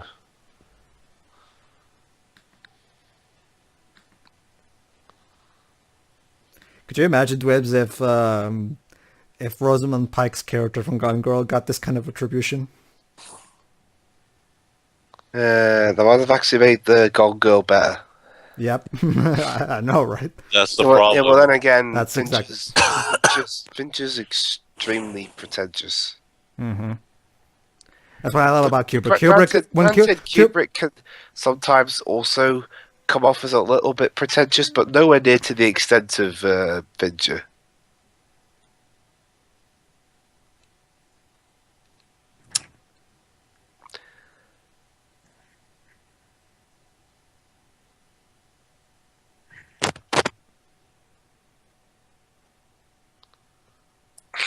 Oh, he's learned it all right.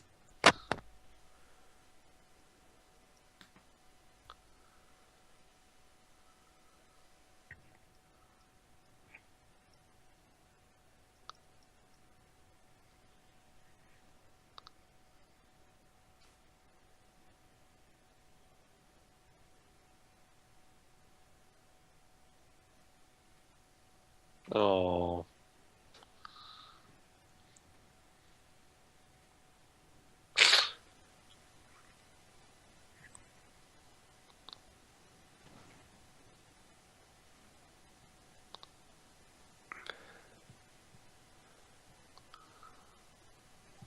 Oh.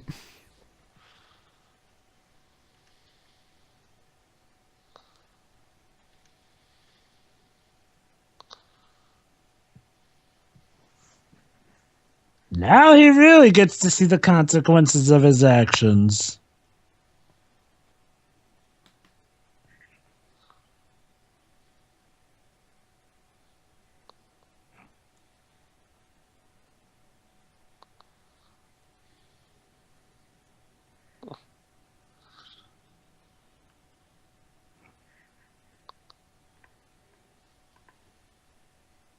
How tragic. And then he had to live on the streets, and he dies of gonorrhea or some shit. yeah, the end. So that was Clockwork Orange. What are your final thoughts, Scott? Oh, Dwibs, you don't think your suffering's gonna end that easily now, do you? How could it get any worse? Well, Dwibs, consider this just the tip of the iceberg. let's just say that there's one more subplot that needs wrapping up. One Yep. more? Actually, a few more coming. Well, okay, fine, but one in particular sticks out. Yeah, let's just say everyone, and I mean, well, everyone who's not dead is gonna come back and have a piece of him.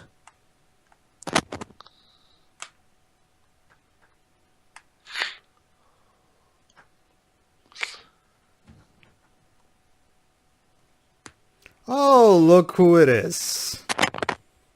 Who's that guy again? The homeless Remember guy the from the bum? beginning of the The movie. bomb they beat the shit out of. Okay.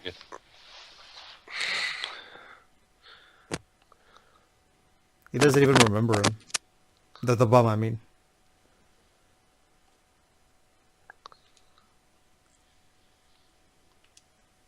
Must not lie.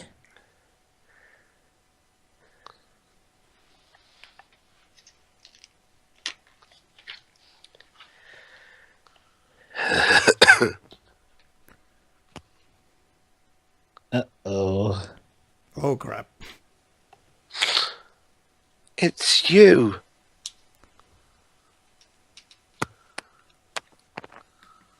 Hmm.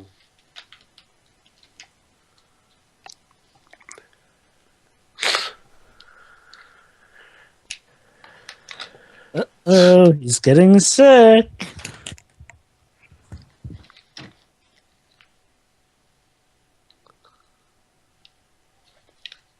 Liar. Oh shit.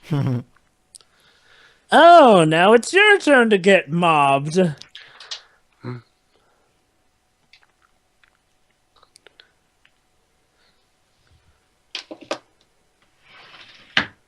Oh my.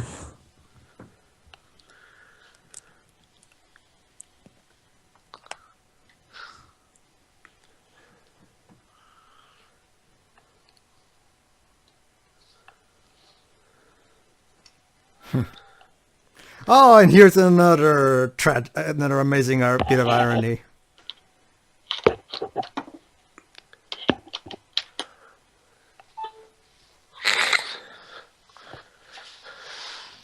Oh yes, it's his old chums. Now police officers. Hey, remember how he kind of kicked them into the lake and, Yeah, Alex, remember that time where you cut my hand and shit? Hey, remember the time where you physically beat me in the crotch?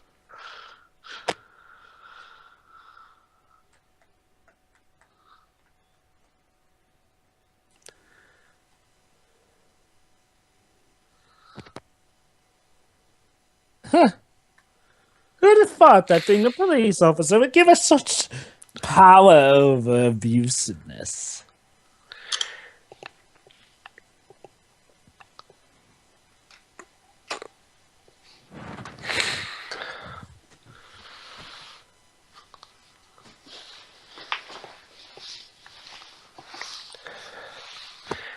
Oh, crap. Mm-hmm. Don't feel so high and mighty now, do you, mate? Yep. So yeah, everyone, and I mean pretty much everyone who can, is gonna get their comeuppance against them.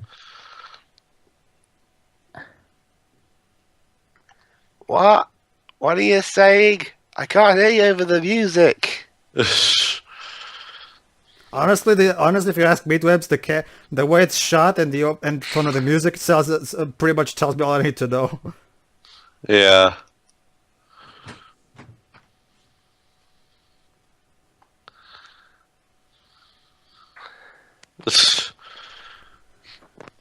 Are they really police officers? Or do you just dress up the part? No, they are police officers. Yeah. Irony! Yep. Okay, it's bath time. Oh, crap. Ow.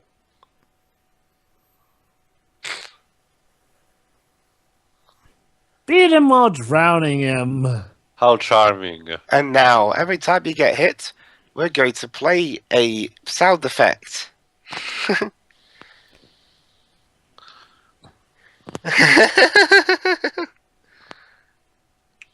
Boy, oh, wow, wow, wow, wow, wow, wow. I find it interesting how this movie was accused during its time was accused of causing people to become violent. If anything, this movie is against violence.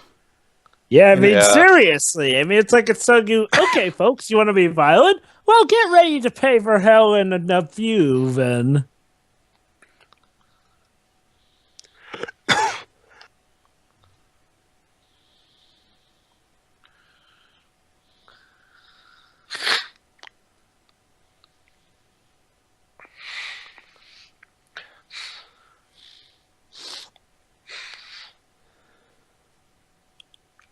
So, Alex, enjoying this futuristic Britain you may have helped create?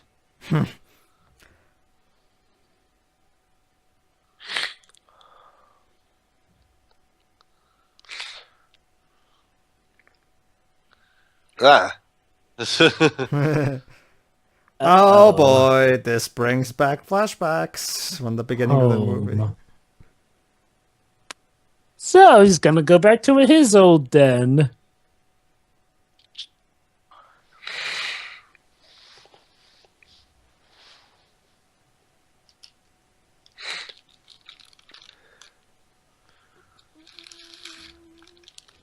Alex, you do remember that room of yours, right? Maybe it might not be best to go back there.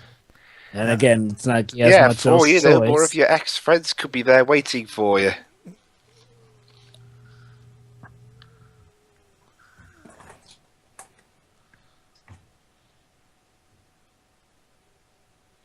What I love about this theme is that, yeah, it's true that it plays a lot, but damn, is the theme so awesome and fits the movie so perfectly. It goes with practically Yeah. every scene of the movie.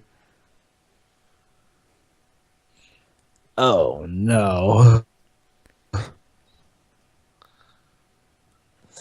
Yep, he's going here. Yep.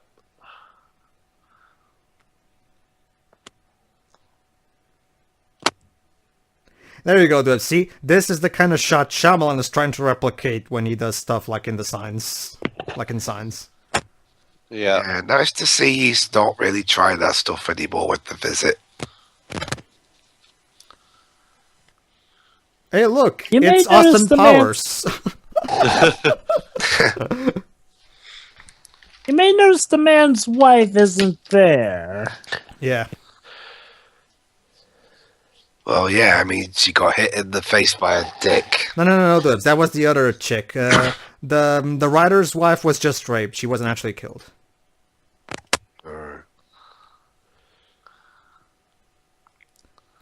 So yeah, obviously this guy doesn't know who Alex is.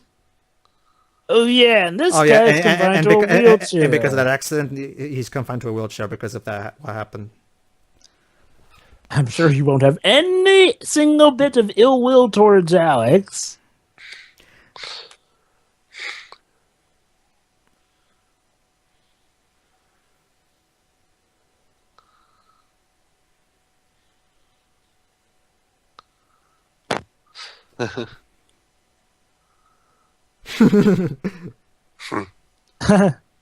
Cute little wink to the audience.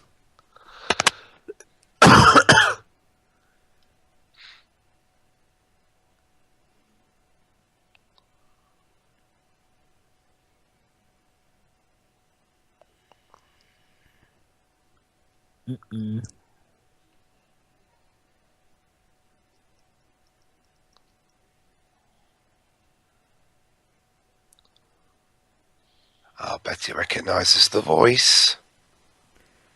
And the interesting thing to us is that he doesn't quite recognize him, at least not just yet. Oh, never mind.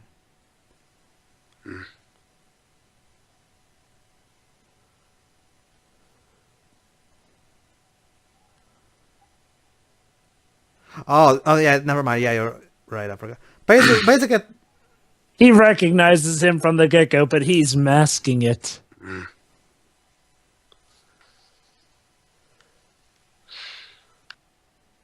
Oh, yes, it was.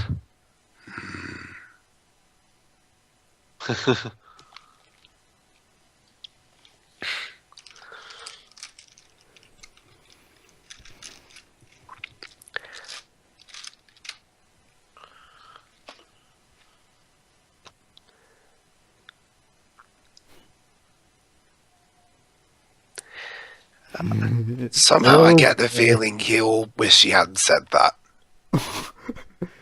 Oh, this guy knows. He's Yep. just hiding it. I've got the chance for revenge.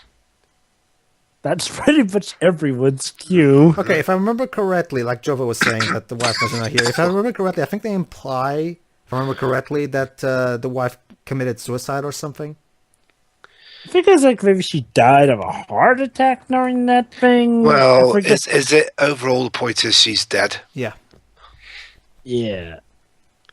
I forget if it's the movie or book that emphasizes how she died. I think the book says itself. I just think we talked over it. Hold on. I'll look it up.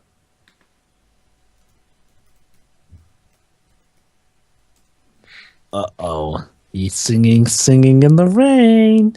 Oh, crap. That's the one thing he has left. You know, Alex, for this one, you might want to try out humming some Beethoven. Just for this once.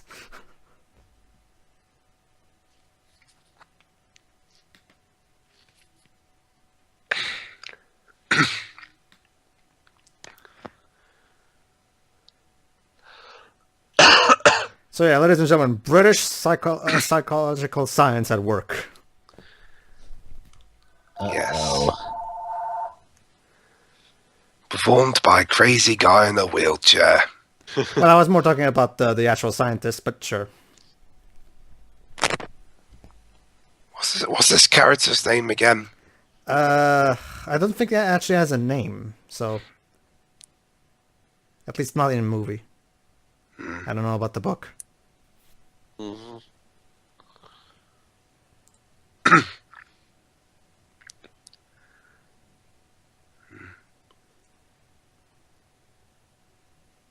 Oh, shit. Shit. And now you just confirmed it for him. Oh boy. Alex! You never said he's You so, might want to try he's so happy. singing something else. Come on, Yeah, Alex. I know it's the one yes. thing you have left, but come on, really? At the in this place of all places?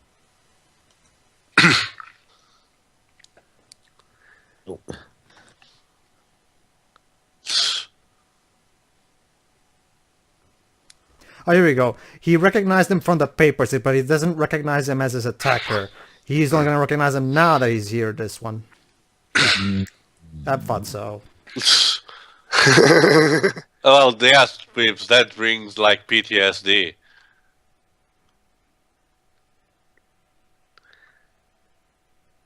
His facial expression looked very weird. He just had an epiphany. also those jammies. It's the 70s, alright. And yeah, Ace of Gentlemen, ill dwibs again. Don't worry, we're almost at the end. Please vote your favorite version of dweebs. Normal dweebs, dick dweebs, drunken dweebs, or sick dweebs. Yeah, lines close on the week after this is uploaded, and the winner will receive... Something, I guess. You'll receive And all expenses paid guest commentary with us on something. or a clap, like this one. Yep.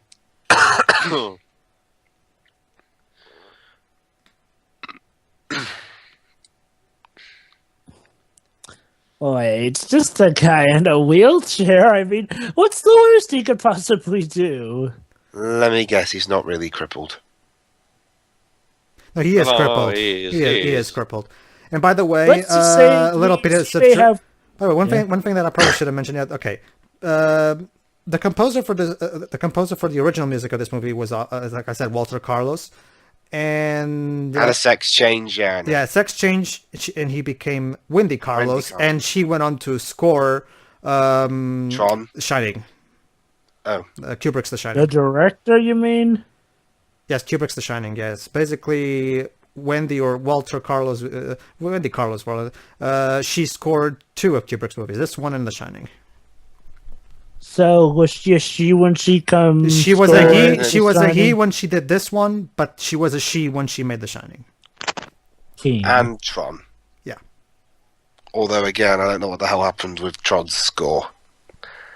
But all I remember is boop, boop, boop, boop, boop, boop, boop, boop, boop, boop, boop, boop.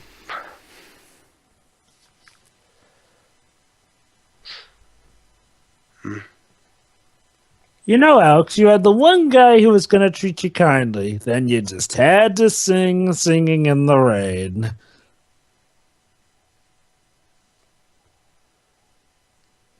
Yeah, look, even though it looks like ginger, let's just pretend it's wine. Could be red wine. Trust me, even though I don't like wine, I can tell you, red wine is much more dark, a darker shade of red than that. Oh, I know about that, but I'm guessing they're going for the food coloring sort of wine.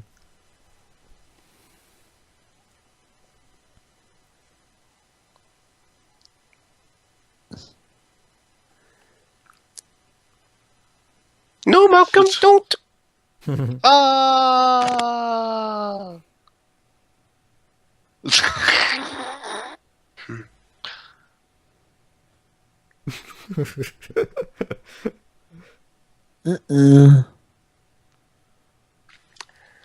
I don't think that's a good idea. That wasn't a very smart Oh, wait. idea, Alex. B seeing you.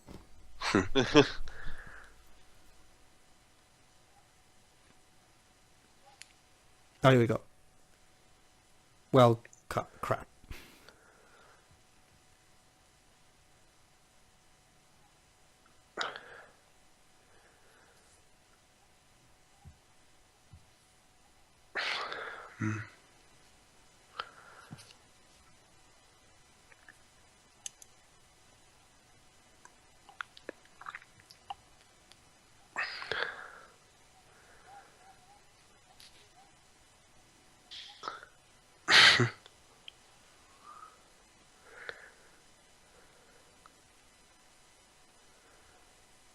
Oh, so I guess maybe he was in a wheelchair all along, but his wife was the one who tended to him.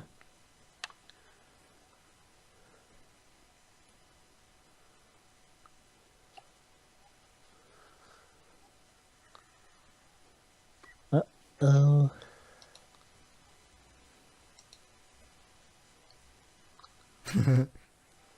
Ding, ding, ding, ding. Gee, that ringing bell isn't foreshadowing at all.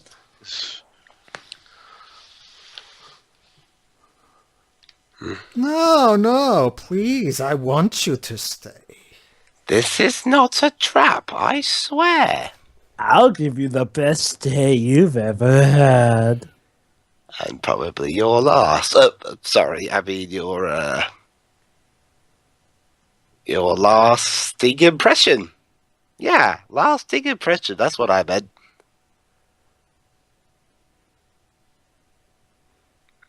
Oh boy.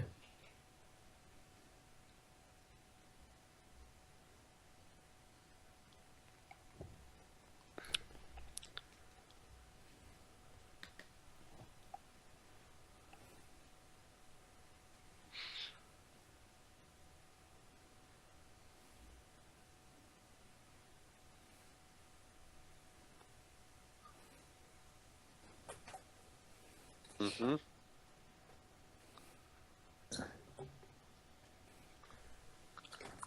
This is going to be one of our most silent commentaries. Well, mostly because, the movie kinda does it all by himself.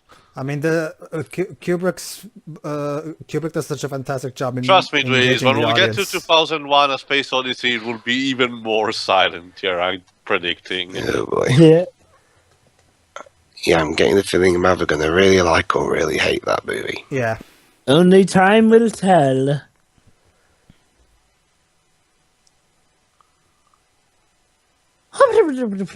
So we've conditioned sex and violence out of him. Oh, there goes all video games as far as we're concerned. Unless we press the mute button. Yeah, if Anthony Burgess wrote this novel today, I'm sure video games will be included in some way. Yeah. Yeah, I'll never forget that BS article about the European. Oh, God, war on Pedro. Well, Pedro. Joe, but the whole Jack Thompson career. Pedro, is an example. Joe, no, what are you doing? What? Eh? You're only encouraging them to try and make like a modern remake of this and have him against video games. Knowing Hollywood these days, they will probably do it or something. I'm actually surprised with so many remakes they've been doing. They haven't tried. They're even remaking a Hitchcock movie. I'm surprised they still haven't tried doing a remake Which of a Hitchcock Kubrick film? movie. Of a Kubrick They're film. remaking Memento, apparently. That too. And what's the point? Memento.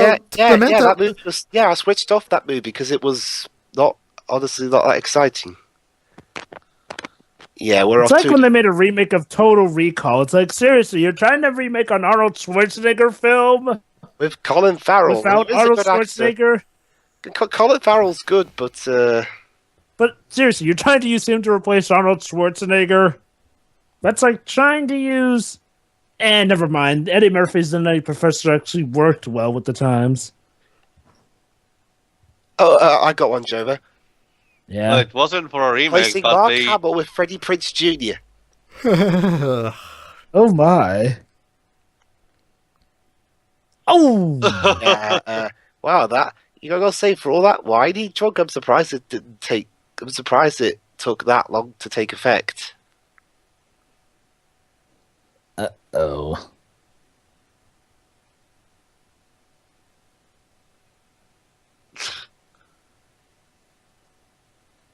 And now he's going Notice to how have Julian his say. said practically nothing. Dun, dun. So yeah, what better way to treat him than play booming loud Beethoven music? Yeah. Oh crap. Ladies and gentlemen, Walter Carlos performs this. Well, actually, this is pre-existing recordings. I know, this sounds a bit synth.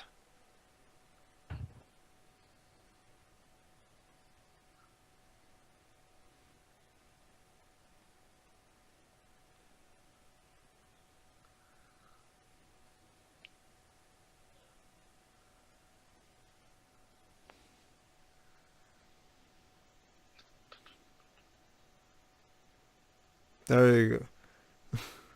I gotta get out. So, his favorite music is now torture to him. Killing him. Can I jump out the window? So believe it or not, this is the worst that he's gonna get.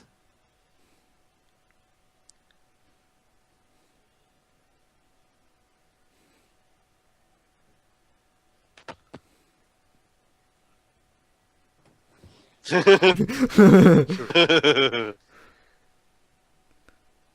it sounds a little bit synthed.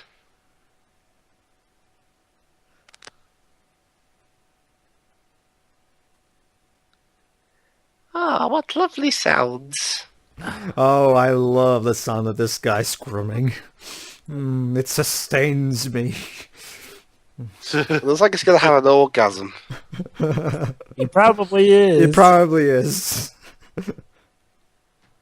Meanwhile, he's just messing around with the snooker balls.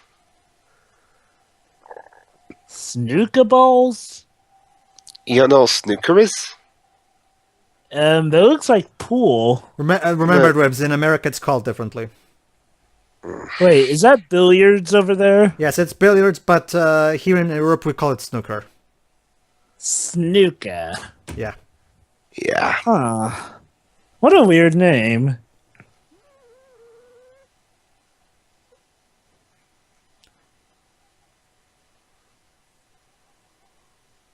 Oh boy. One thing that, of course, has to be mentioned about this movie is how fucking brilliant Malcolm McDowell's performance is. So yeah, he's driving him to suicide.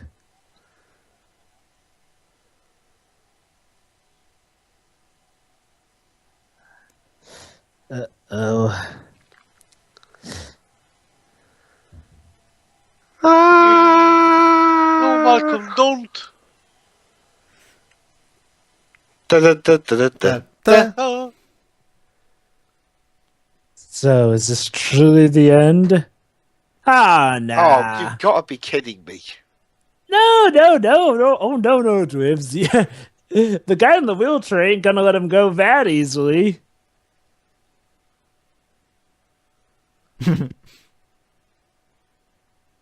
Basically, the guy in the wheelchair had him I love that line. You see, if he had snuffed it, he wouldn't be here to narrate this for us, would he?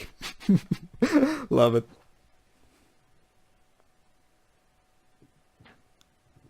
How did he survive that, though?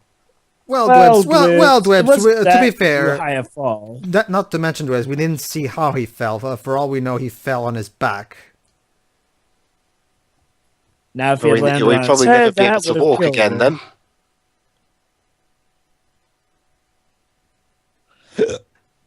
And yes, it's at this point where you pretty much have. Where you The hell? Oh shit! they were getting it on. Your British medical staff at work, ladies and gentlemen. Yeah, I'm glad we've moved on past this. So so it turns out that the people behind the reform program have been arrested. Government is murderer. That's not a headline. So what do you know? It turns out everyone got their comeuppance.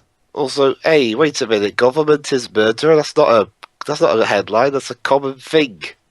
And his parents came back for him too. Metaphorically. Mm-hmm. So what do you know? Alex may get his happy ending, only he had to suffer for the nose for it.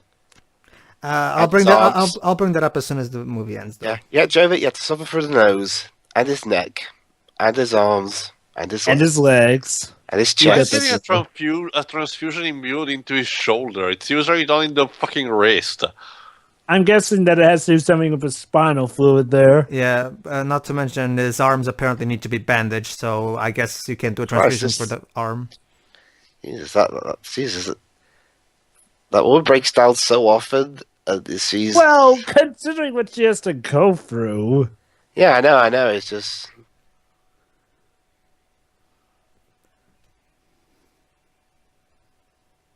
Wow. Well, so yeah, it took suicide, but hey, at least finally it was somebody the said. government's fault. Well, That's For not once, Tubes, shocking it at actually all. kind of. Well, for once, Tubes, it actually is legit since the government kind of funded this whole no, program. Joker, again, it's the government, so I buy it. Ah, there you go then.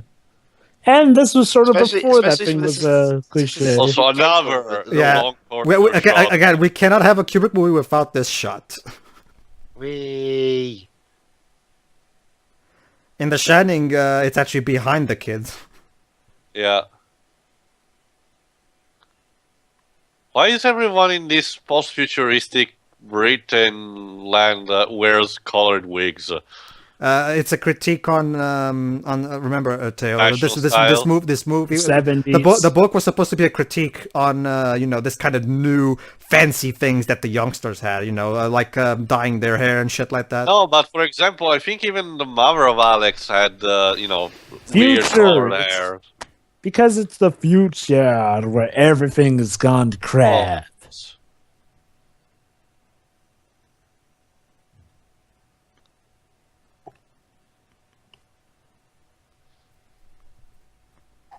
Mhm.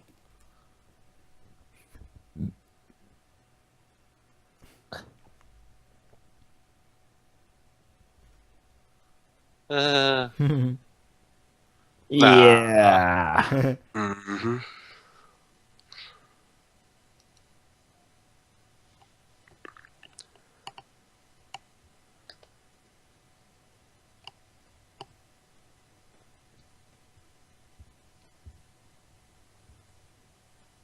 All right. All right. Uh, uh, sure.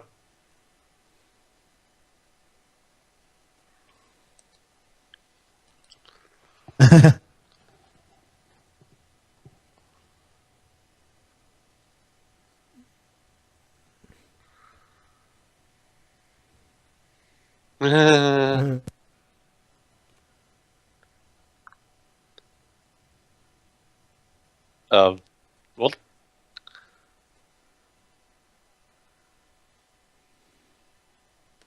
Yeah, he's a bit pissed off with the system, to say the least.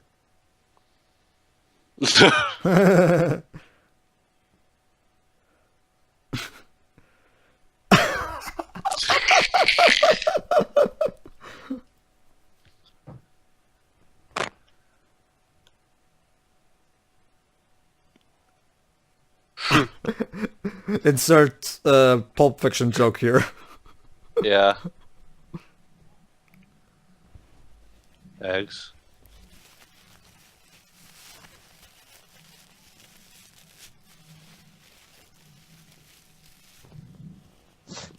Ow.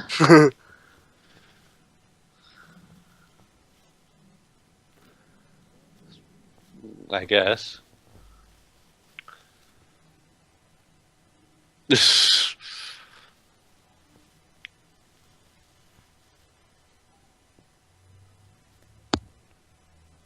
All right, then.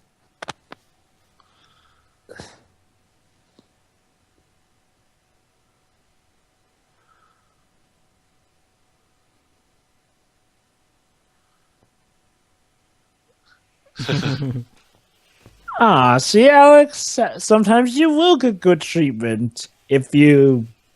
Get beaten the shit out of. Oh, look who's back. Can't really see. They're a bit far away. Don't worry, Dwibs. Come on, Stanley, have him come forward a bit. There you go.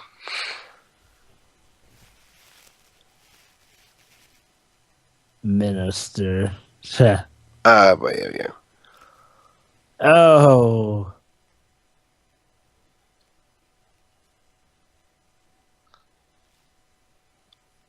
The Prime Minister. So now that's right, this guy actually became Prime Minister.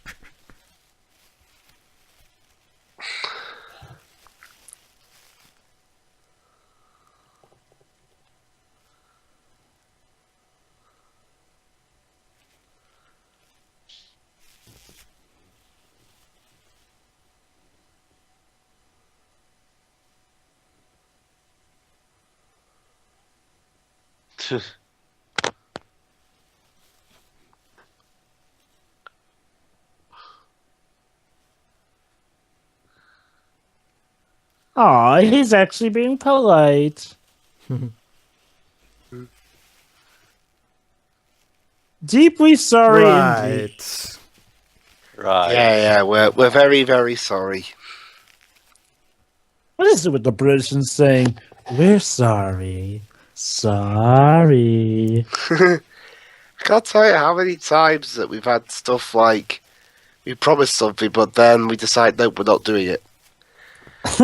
Like at one point, the Welsh at one point were even going to get their own fourth TV channel at one point, but it ended up being sorted out because someone threatened to go on hunger strike.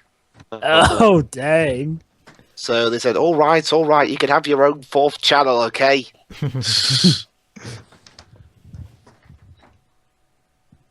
Yeah, our government is really screwed up. Okay, it's not the same government every time, but they all each make their own mistakes. I'll say. By the way, how's your current one doing? All I can remember is cuts, and cuts. And a potential EU referendum. Oh. We're about to end. Basically, we can choose whether we want to stay in the EU or not. Anywho, so yeah, another menace. What, the Prime Minister? He's always been... No, it's another menace. I love his facial expression while...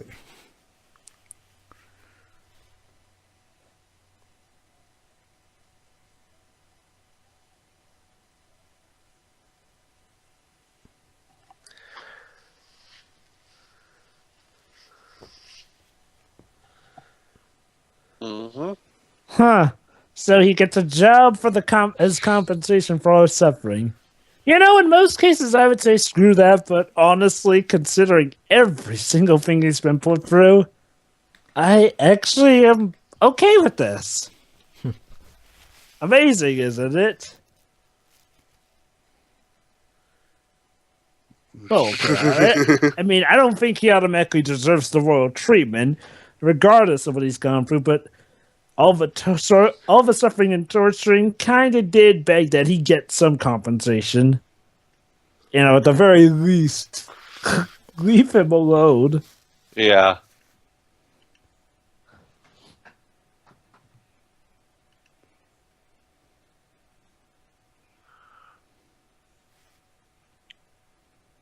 So Wow. He wants him to... He wants to use him again. He's using it for PR. Yeah.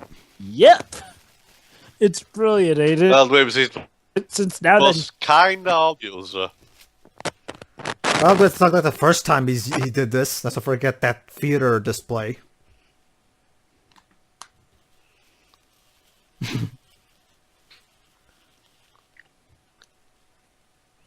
Oh no. So Oh, yeah, shit. so yeah, Dwebs. Dick Litton is a fucking choir boy compared to Alex, wouldn't you say? Well, Leighton hasn't killed anyone. Dick Leighton hasn't killed anyone. That's why I say. And of course, the best way to end the movie is using the final part of the Ninth of Beethoven. Yeah. However, here's the thing, though. As sort of a metaphoric thing, his illness to whenever he reacts to his things he loves is kind of mellowed out. So when you think about it, everything balances out.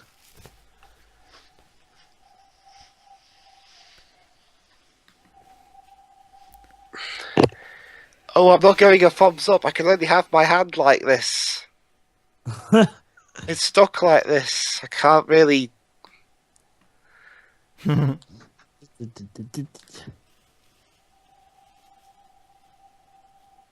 Ah, he's so happy he can listen to his music now without throwing up.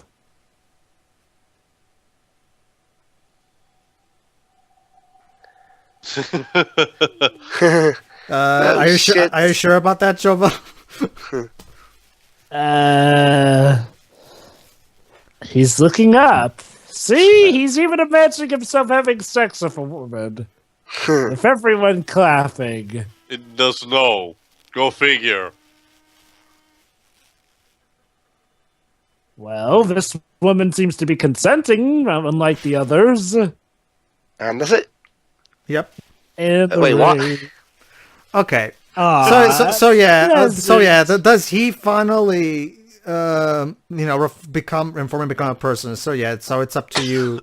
Basically, write your own ending. I believe that by say. the ending. I believe that by the ending, he's okay with having sex with a woman, but more consent. And of course, he can listen to the music, and he can at least defend himself. I think I like to believe that everything balances out. Hold for on. him at long last. What is it, Whips? Sorry, there's no post-credit scene here or anything, is there? No, there isn't. No, Dweebs, Okay. Nick Fury doesn't try to convince Alex to join the Avengers. Okay, before we give our final thoughts, Wouldn't that be interesting? allow me to quickly mention that major difference the book has in comparison to the movie. From what I've heard, again, I haven't read the book, but I've done some research back in the day. Okay, for the most part, the movie is faithful to the book. Yes, it is true that Malcolm McDowell is quite an older of an actor because in the book Alex is like 16 if I remember correctly. Obviously, but I guess for the sake of avoiding even more controversy, he decided he wouldn't use an actual 16-year-old actor. Then, not to mention older actors can act good better. Good actors at that age are hard to come by, especially back then. Yeah. So basically, yeah, there's that. But the major difference this book has is that one thing is that not people are not aware about is that the American version of A Clockwork Orange actually had the final chapter cut out for reasons that I still haven't quite gone to look it up. But basically, America got the book, but without the last chapter in it. So Kubrick based this on an incomplete version of the book. So basically, this is where basically there's supposed to be more story after this, but Kubrick didn't know that when he made the movie. Okay. I believe nowadays we get the complete version of the book, but yeah, I want to tell them about what happened in the final chapter, as written by Anthony Burgess in the original British version of the book. Alex does indeed get his glorious, awesome, happy ending. He becomes basically he gets all he wanted. He gets redemption from his family and stuff like that. Basically, it's a perfect Hollywood type final ending. My thoughts on that is that, okay, I can understand Anthony Burgess wanted to end this movie on a happy note, but honestly, I think giving this a story like this, such a happy Hollywood ending, doesn't fit with the unconventional structure of the movie. Can I ask a question? Can I ask Figgy something, though? Go ahead. Considering this movie was made in the UK, I'm going to assume that someone British had to have read the script. And did anyone ask Kubrick, excuse me, Mr. Kubrick, Mr. Kubrick, excuse me, but you're missing the last chapter. What? Actually, from what I remember, that's how the book was also in America. So, and that's what Kubrick that's adapted. what I said. I know. Didn't even knew about it. I know. You'd think a British person would say, "You missed the chapter, sir." Mm-hmm. Yeah. Well, I will admit, I wouldn't do. it be interesting if that was the reason the movie Okay, here we go. was, Here we go. Kubrick wrote a screenplay faithful to the novel, saying, "I think whatever Burgess had to say about the story was said in the book, but I did invent a few useful narrative ideas and reshape some of the scenes." Kubrick based the script on the shortened U.S. edition of the book, which omitted the final chapter, which was later restored in 1986. Okay, so yeah.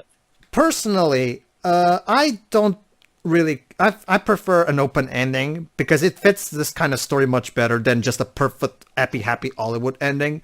But I guess it's up to how you would rather. Personally, I prefer the movie leaving the audience to, you know, draw their own conclusions as to what does he deserve an happy ending? Does he not deserve an happy ending? Because this movie is all about ambiguity. So ending the movie on a happy ending, no, that wouldn't fit, to me at least.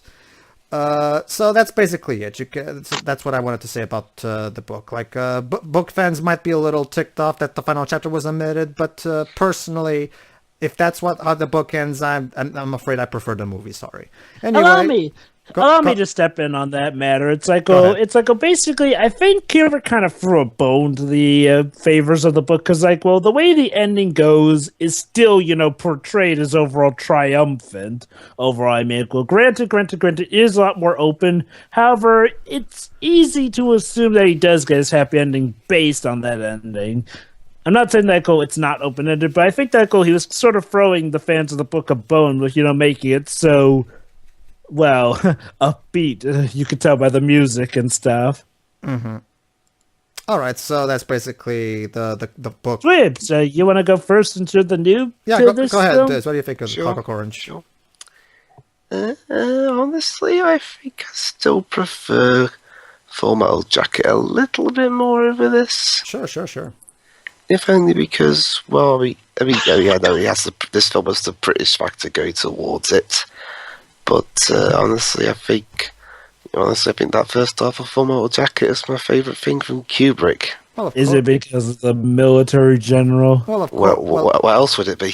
Well, of course. I mean, Full Metal Jacket is amazing. Like, there's no problem with that. But okay, but on its own merits, what do you think of this movie? Yeah, it's good. All right then. What do you think of Malcolm McDowell hamming it up? Oh yeah, Malcolm. What do you think of Malcolm McDowell? Isn't he? He's always trying his best at everything, even if it's crap. Like, even if it's like Star Trek Generations or something like that. Mm-hmm. Indeed. So at the end of the day, who do you side with? The people who did him wrong, or Alex himself? Neither. All right then. Besides, at the end, that whole treatment thing kind of came off as a bit pointless because he's imagining porky women again. So, well, remember this. It was because of the treatment that he ended up suffering tenfold. Couldn't even fight back against the people who had their comeuppance against him. It seems like he's back to square one now. Not quite. Let's just say he's sort of back to square one, but still very neutered. Remember, the woman in the image was actually giving consent. The look on his face seemed to suggest to me, I'm going to kill this bastard when I get better. That's what I love about it. Like, it shows him feeling like he's still tortured, but at the same time, it also shows him imagining his old life. So, and that gives the audience to basically choose how they would want this story to end. Anyway, yeah, okay, are you done? Yeah, I can't talk much because, you know. Sure. All right, my final thoughts. Okay, this is obviously one of my favorite films of all time. I love the idea. I love the way it's executed. Like Kubrick's direction, as always, is flawless. Walter Carlos' music, or Wendy Carlos, whatever. Wendy Carlos' music is fantastic. True, it's kind of minimalistic, and it does reuse themes from Beethoven, but everything is so perfectly suiting and fitting to what's going on in the movies, and that still deserves credit, in my opinion. The acting by particularly Malcolm McDowell is brilliant. Like, he does such a fantastic job in conveying, just through his facial expressions, everything that Alex is feeling. And I just love how it manages to be such an objective piece of filmmaking in a way that it doesn't take sides. It allows you to take your own conclusions and take your own side, whatever you prefer. Overall, this movie is pretty much one of cinema's greatest treasures, and a true thought-provoking dark masterpiece from one of the greatest masters of cinema. Go ahead, Teo. But pretty much what you guys have said up until this point. I really love this movie too. It's just that to me, it's don't think it is in a negative way, but it's a bit heavy for me to adjust. At least watching it alone, and even with others, it's one of those movies I really appreciate it, but I would rather watch it once in a while, not on a short period of time. Sure. Nonetheless, I really appreciate all the visuals, the ideas, well, the story itself, of course. So overall, I'm pretty positive about it. And as I mentioned, I don't really pick a side in the end because the moral ambiguity is built towards the fact that no one is right, pretty much, to me at least. Very well. Jova.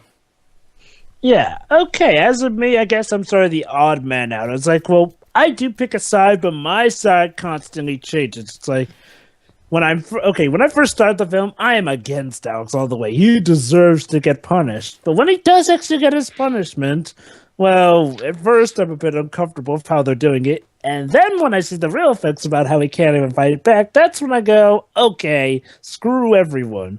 By the end, though, even though Alex has done untold amounts of wrong, it seems like he's nearer to a point where he definitely is going to be riding the straight and narrow. I mean, yeah, he'll still mention him having sex with a woman, but it's even to the point where the woman's actually giving consent, and he's not even raping her, so it's like, wow, what a way to go. It's like, ultimately, I side with whoever is currently in the right, and needless to say, the government was never really in the right, except for when they just had him in jail, not, subjecting him to that experiment. And ultimately, I feel sorry for Alex. I mean, it's amazing how a film can make me feel sorry for Alex, of all people.